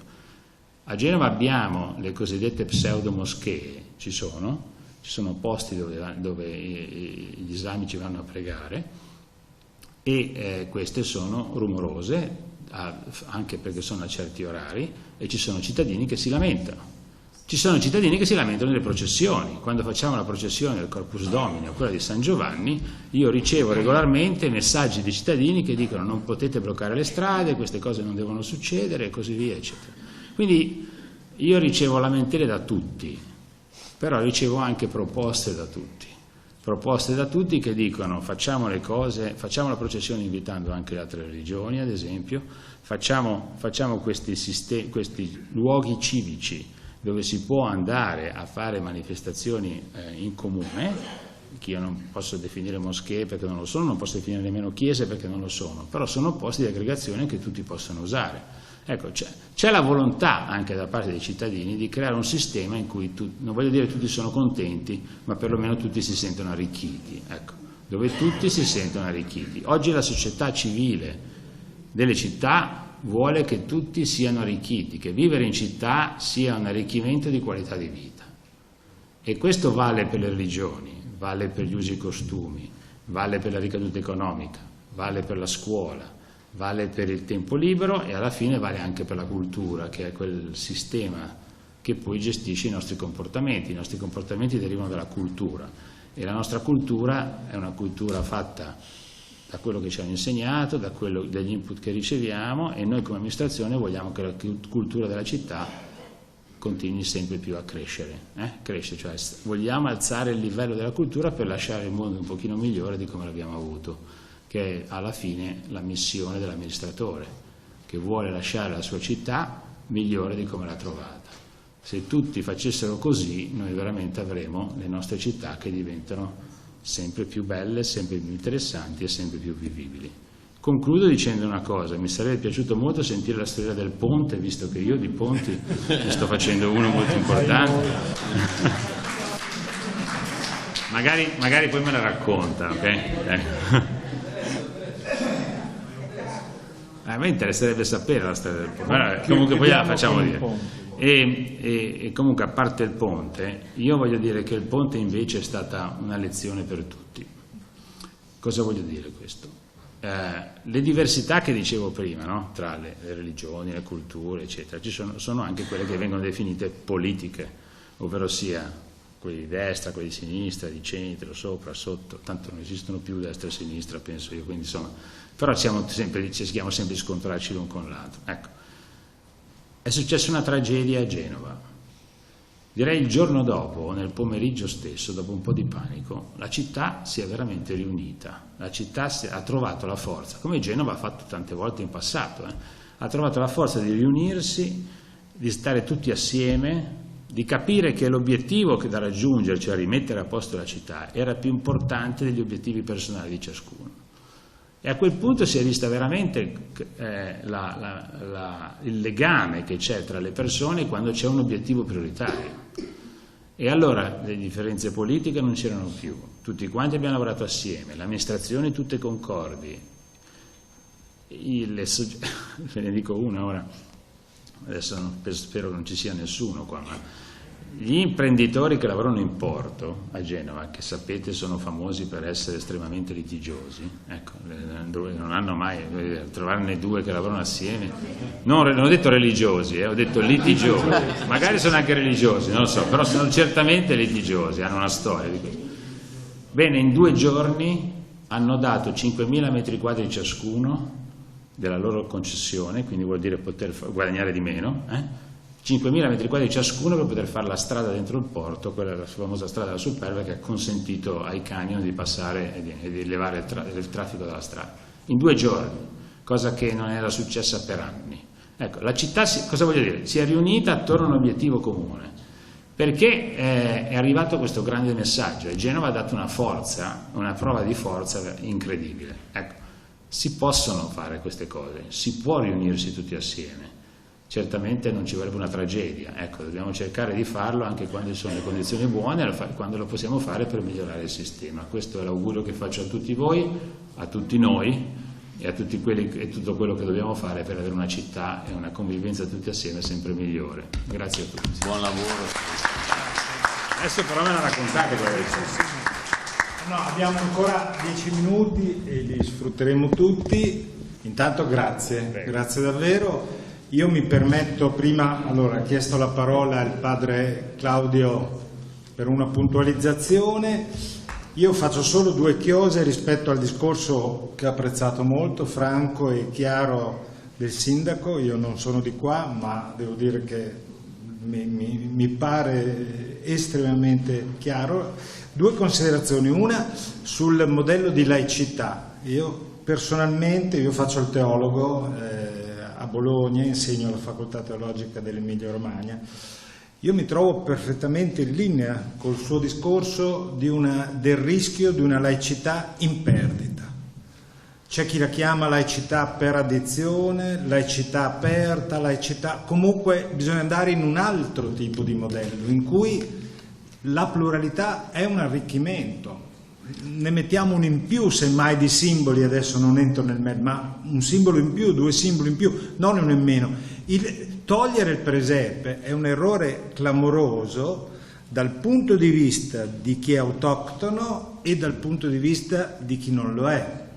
Per cui su questo davvero bisogna invece andare in un'altra direzione. Io mi auguro, tra l'altro la stragrande maggioranza, quelle che conosco io, delle maestre, visto che convivo anche con una, insomma, in realtà fanno presepe, fanno 2, 3, e se c'è qualcuno, qualche bambino che viene da altre tradizioni religiose, si aggiunge, quindi un canto di un'altra tradizione, e questo senz'altro.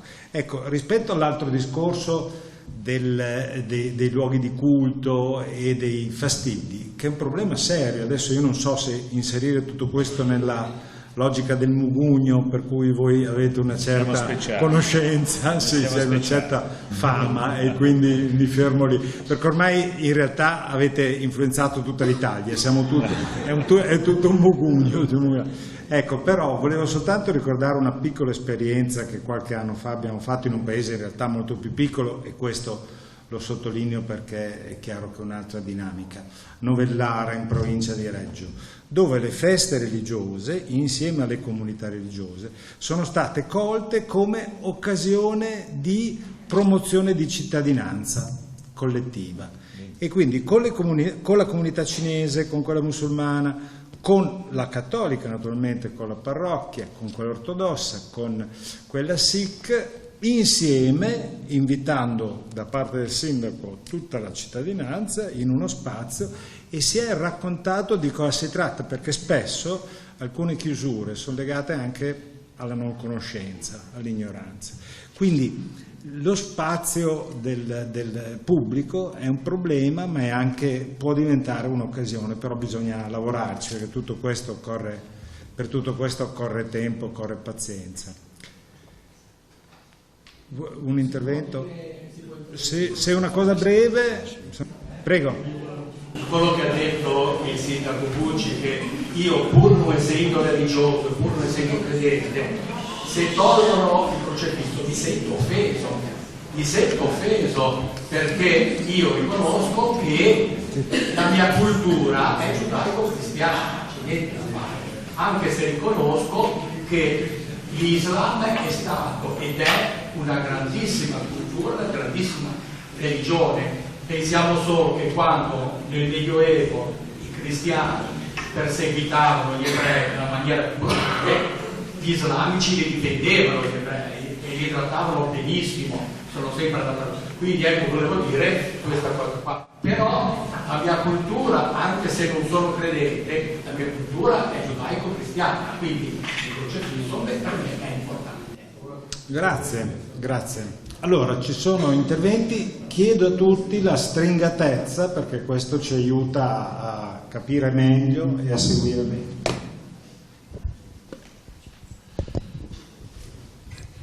Io all'inizio del mio intervento dicevo che non sono i sistemi a interagire, non sono le religioni e la cosa pubblica, ma al massimo sono i credenti, gli individui che interagiscono. E credo che questo problema ritorni negli ultimi interventi, perché oggi c'è una mostruosa strumentalizzazione del fatto religioso.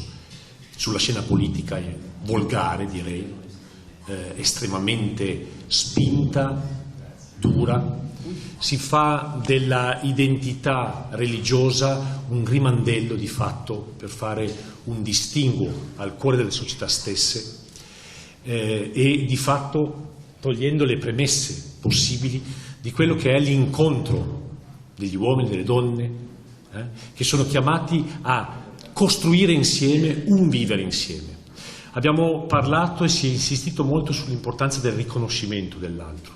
Il riconoscimento dell'altro non comincia, se si vuole costruire società, con una lista di condizioni per le quali l'altro è accetto in un certo spazio, condizioni da adempiere, ma il riconoscimento di dire: tu per il fatto che esisti porti un valore, che cosa hai da apportarci nella cosa pubblica, nella cosa comune? E questo è il punto di partenza. L'approccio psicologico è assolutamente fondamentale. È assolutamente fondamentale, senza dimenticare, ed è stato detto in base, che non esistono identità pure, che non sono già il frutto precedente di un incontro di culture e di diversità. Mi pare che c'è ad esempio oggi un ritorno, io lo vivo molto forte perché la terra di Turchia, crocevia di culture eccetera eccetera, e una certa mediatizzazione attuale che è in corso in Turchia e in pieno lì dentro, mi pare che oggi c'è un risveglio, non tanto ad esempio in Europa della fede cristiana in quanto tale, come adesione che impegna ad essere cittadini, impegna ad essere persone all'incontro degli altri nel quotidiano, ma c'è un risveglio di una religione che è semplicemente un'etichetta bella da mettere in bella mostra e da sbattere in faccia all'altro diverso. E questo è un uso strumentale della religione che non ci porta da nessuna parte. La politica in questo momento ci sta portando là. È stato citato l'esempio degli Stati Uniti. Purtroppo gli Stati Uniti, che sono nati così, che sono il frutto di contributi diversi, come tutta l'America del Nord, oggi c'è una politica che dice first quelli che in realtà non sono mai stati first, che sono arrivati thirst, non first, che sono gli ultimi arrivati e che pretendono di essere i first. Non credo che sia il paradiso che si millanta in questo momento quello degli Stati Uniti. Io credo che ci vuole un progetto, e un progetto di vita comune nel quotidiano parte dal rispetto profondo delle persone. Quello rispetto o ce l'hai o non ce l'hai, puoi essere religioso o non religioso, credente o non credente, e dare davvero lo spazio alla persona e soprattutto considerarla non solo come un soggetto già potenzialmente problematico all'origine, ma come un soggetto che può portare qualcosa, chiedergli cosa hai da offrirci per la collettività e poi insieme scriviamo un patto affinché la mia diversità possa coesistere con la tua e possiamo costruire qualcosa insieme nel quotidiano. Grazie.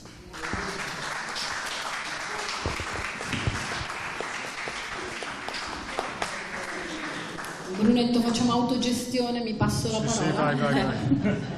Grazie. Sì, volevo dare un piccolo contributo per una riflessione che è sorta ascoltando il sindaco, che ringrazio per le parole che ha detto, che sono importanti, di apertura. Non ho condiviso tutto il 100%, ma in gran parte sì. E proprio su due cose che ha detto vorrei portare due riflessioni.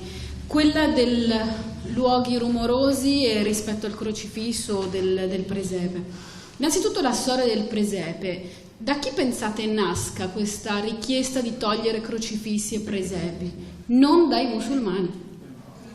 Nasce da maestre apprensive o da genitori atei che non volevano il simbolo religioso a scuola. E questo è stato però strumentalmente shiftato e colpevolizzando le comunità religiose, quando io credo che ci sia stato un musulmano solo in tutta Italia che è andato in televisione, eccetera, eccetera, è morto recentemente, che ha portato il tema del crocifisso, dicendo non vogliamo il crocifisso. Come vi ho raccontato prima, io sono cresciuta con un crocifisso davanti. E rispetto al tema della riflessione sulla laicità, dobbiamo chiederci quale laicità vogliamo, perché la laicità non è una cosa, non è un pacchetto preconfezionato, non c'è una regola. Ogni paese ha sviluppato un suo modello differente. In Francia hanno sviluppato un modello laicista, possiamo dire, che è escludente, cioè via tutto. Via tutto al punto che adesso al vaglio, in Francia c'è una legge che vuole impedire alle mamme musulmane che portano questo velo, non sto parlando di quello che copre il viso, questo velo, le mamme musulmane che accompagnano i figli a scuola, di vietarle di venire col velo, cioè a venire a prendere i figli, oppure accompagnarle alle gite, eccetera, eccetera. Allora, in Italia quale modello di laicità vogliamo? In Italia viviamo un modello che vede un concordato con la Chiesa e vede un'apertura alle altre religioni che le riconosce secondo anche un'intesa che viene fatta con le religioni, eccetera, eccetera. In Italia manca ancora l'intesa con i musulmani, per tutta una serie di motivi, ma è ora che arrivi anche questa intesa con i musulmani. Questo è molto importante perché gli riconoscerebbe molti diritti. Dopodiché, io sono personalmente per tenere i simboli religiosi di una cultura, una tradizione che ha sempre prevalso per tantissimi secoli in questo paese, finché chi è portatore di questi simboli o comunque sono proprietari di questi simboli, di queste tradizioni, decide che non li vuole più. Se la maggioranza degli italiani domani vota un referendum che qualcuno propone, togliamo i crocifissi, basta, via. Ma se lo spirito della maggioranza li vuole ancora, li percepisce come un riconoscersi in questi modelli, in questi principi, vanno rispettati. A me ha fatto molto male la prima volta che ho sentito qualcuno dire togliamo via i crocifissi o il presepe perché disturbano le altre religioni, gli appartenenti alle altre religioni. A me non ha mai disturbato e a tutti i musulmani più o meno che io conosco non ha mai disturbato. Perché? Perché noi siamo certi e sicuri della nostra fede, noi non ci turba. Quando è che una cosa ti turba? Quando pensi che ti possa mettere in pericolo. A me non mette in pericolo che una suora porti il suo velo, che un credente, un praticante abbia un crocifisso, anzi mi permette di riconoscere in lui un suo percorso spirituale che io rispetto profondamente. Io ho sempre detto, quando in classe di mia figlia c'è stato un momento in cui un suo compagno di classe, non musulmano, niente, ha deciso di togliere il crocifisso e l'ha nascosto, senza dirlo a nessuno.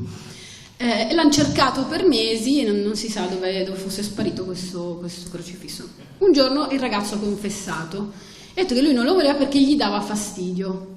Allora si è alzata mia figlia e ha detto scusami, ma dà fastidio a te, ma a tutti gli altri l'hai chiesto se dava fastidio o meno? Allora facciamo una votazione, chi lo vuole e chi non lo vuole. Ovviamente ha vinto il lo vogliamo, è tornato su dov'era. Hanno fatto una democratica esatto, votazione. Passo alla questione degli spazi rumorosi, eccetera, eccetera. Chiudo, come prima. C'è una bellissima esperienza che in Italia si sta sviluppando in questi ultimi anni, che è quella dell'Iftar Street. L'Iftar è il momento della rottura giornaliera del digiuno che fanno i musulmani durante il mese di Ramadan. Cosa fanno molti musulmani in molte città? Invitano i cittadini tutti dei loro quartieri, delle loro città, a rompere il digiuno con loro in moschea o normalmente, dato che le moschee sono molto piccole e non accoglienti sempre, chiudono un pezzo di strada davanti alla moschea o in un altro punto della città dove si definisce con l'amministrazione dove si può fare e fanno tavolate grandissime in cui invitano tutti i cittadini a mangiare con loro, a vivere quel momento insieme attraverso tutta una serie di ritualità che si condividono. Questo con gli anni ha portato i cittadini stessi a venire a cercare le comunità nei loro centri e dirgli: oh, ma quando si fa questo iftar? Perché tanto si mangia bene e la gente piace mangiare bene, e poi perché ha aperto degli spazi, dei luoghi che solitamente erano chiusi, inaccessibili e non visibili. Essendo non visibili fanno paura, e perché uno si dice chissà cosa succede lì dentro. Questo invece è importantissimo, ed è importante che le amministrazioni siano capaci di aprire e dialogare con tutte le realtà religiose, culturali, eccetera, proprio per aprire i luoghi, gli spazi e renderli vivibili per tutti, perché questa è anche cittadinanza, condividere gli spazi, a meno che non è una società privata, quelli sono fatti loro, ma i luoghi vissuti dalle persone per un motivo o per un altro, che sono pubblici, e i luoghi di culto sono pubblici, vanno vissuti tutti insieme. Grazie. Penso che debba raccontare la storia del ponte a questo punto. Però c'era anche una domanda da lì. Non vuoi sentire? Non vogliamo sentire? C'è un'altra domanda? Prego. Io volevo fare una domanda così che un po' di fronte anche ai flussi. Sì, è acceso, senti. Di fronte ai flussi migratori dove arrivano persone delle varie con le condizioni in cui è difficile parlare di un'identità di fronte a drammi vissuti e che pongono comunque una domanda fortissima a tutti, in cui le politiche di respingimento non sembrano la via umanitaria che possa essere sostenibile. Quale accoglienza, quali modelli politici, religiosi, sociali, mettere insieme, perché innanzitutto qui c'è un problema di recuperare le persone ancora prima che di ogni altra considerazione. È una domandina proprio, giustamente, per chiudere la ciliegina sulla torta. No, c'è una sua complessità, semmai, non so se sindaco vuol dire papà, ma mi auguro di no, perché nel senso che è meglio lasciare il punto interrogativo sapendo che tutto quello che abbiamo detto ha anche come sfondo questo aspetto, anche se non è l'unico, perché sottolineo che la diversità religiosa non è solo una questione dei migranti e non è oggi una questione eminentemente dei migranti, insomma. Qui tra di noi ci sono pluralisticamente religiosi non migranti, ce ne saranno sempre di più, quindi, però direi di accoglierla come una grande questione. Poi dopo non so se aprire, adesso Miriam ci deve concludere con la storia del ponte, non so se c'è anche dentro la risposta. Sì, forse è più facile raccontare, come dire, una fine di questa storia, che poi il potere delle storie, vedete, uno le semina e chiedono da sole di essere portate a conclusione, perché come qualunque bambino, no, ti direbbe: tu hai messo lì 3 elementi, non è possibile che alla fine me ne risolvi 2, cioè questo è ovunque, quindi grazie. La fine di questa storia, che appunto è strana e multiforme, finisce in tanti modi. Allora forse la fine delle fini è il fatto che il nostro iniziale Rabbi Shimon ben Yochai, che si è mostrato così settario, così diviso tra il noi e il loro, questo è ebraico e questo è romano, quello che è ebraico va bene, quello che è romano no, perché è l'invasore, è il conquistatore, quello che viene da fuori e ci vuole imporre le sue cose, finisce che è proprio Rabbi Shimon ben Yochai metaforicamente a costruirlo un ponte, è lui a costruirlo. Cosa succede? Succede che gli dicono: ecco, adesso che sei tornato fra noi dopo questi 13 anni di esilio, forse ci puoi aiutare a comporre un problema. Voi sapete forse che i sacerdoti dell'epoca del Tempio, così, i Kohanim, i sacerdoti, quelli che si occupavano del culto del Tempio, dovevano tenersi lontani da qualsiasi rapporto con la morte. La morte è considerato qualcosa di impuro nel senso di rimosso, deve essere da un'altra parte. E allora qualsiasi territorio nel quale ci sia anche solo il sospetto che sotto ci siano dei cadaveri veniva accuratamente, e viene tuttora, evitato dai Kohanim, dai sacerdoti. Ancora oggi uno che si chiama Cohen, nonostante non abbia più evidenti funzioni sacerdotali, ma non va al cimitero, per esempio.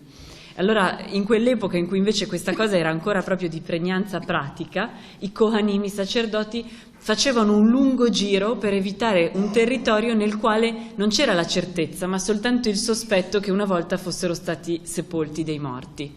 E allora arrivano appunto queste persone, si rivolgono a questo Rabbi Shimon ben Yochai appena ritornato tra i vivi in qualche modo, appena uscito da questa sua sepoltura intellettuale, da questo suo essersi staccato dalla vita di tutti e del mondo, e gli dicono: tu che sei un grande saggio, che hai grande competenza, dici se questo territorio è contaminato dalla morte oppure no, affinché i sacerdoti, se non lo è, possano evitare di farsi tutta questa lunga strada e possano passarci in mezzo. E allora Rabbi Shimon ben Yochai fa quello che facevano tutti questi rabbini, che erano avvocati, geologi, medici, avevano tutte le competenze, e in quel caso diventa un po' un geologo, va, sonda il terreno, proprio lo saggia, e dice: no, per come è fatto è impossibile che ci siano qua sepolti dei morti, sicuramente questo territorio è puro, e per come funziona la legge ebraica, se una persona autorevole dichiara una cosa pura, quella lo è, perché è il dire che genera purità o impurità. E allora in quel caso Rabbi Shimon ben Yochai conclude questa vicenda costruendo un ponte, nel senso dichiarando che in quel pezzo di terra, in quel pezzo di strada si può tornare a camminare, ritorna un ponte per i vivi e non è più sospettato di morte.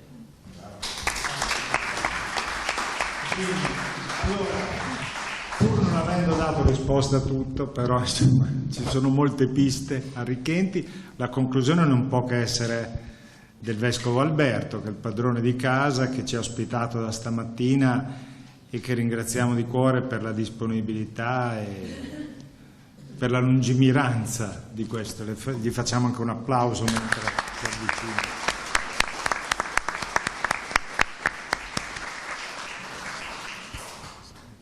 Come è stato detto, l'applauso va a Don Gian Emanuele che ha trascinato tutta questa organizzazione. Come stamattina ho aperto l'incontro, così chiudo, soltanto ringraziando tutti voi che sia questa mattina sia questa sera ci avete aiutato con i vostri interventi a entrare nell'argomento del dialogo interreligioso anche sotto il profilo pubblico. Per questo ringrazio il Sindaco Bucci di aver accettato di venire. Quindi non aggiungo altro, se non vi confesso che sono stato affascinato da tutti i vostri interventi. Uso la parola affascinato, mi ha preso, e credo che non abbia preso solo me, ma abbia preso tutti quelli che hanno partecipato. Li ho sentiti attenti e convinti che questi momenti sono momenti dell'anima che ci innalzano, ci elevano, ci fanno ritrovare il senso aperto, bello della fraternità. E da questo punto di vista forse abbiamo capito anche meglio il documento di Abu Dhabi. E quindi dico soltanto grazie e arrivederci.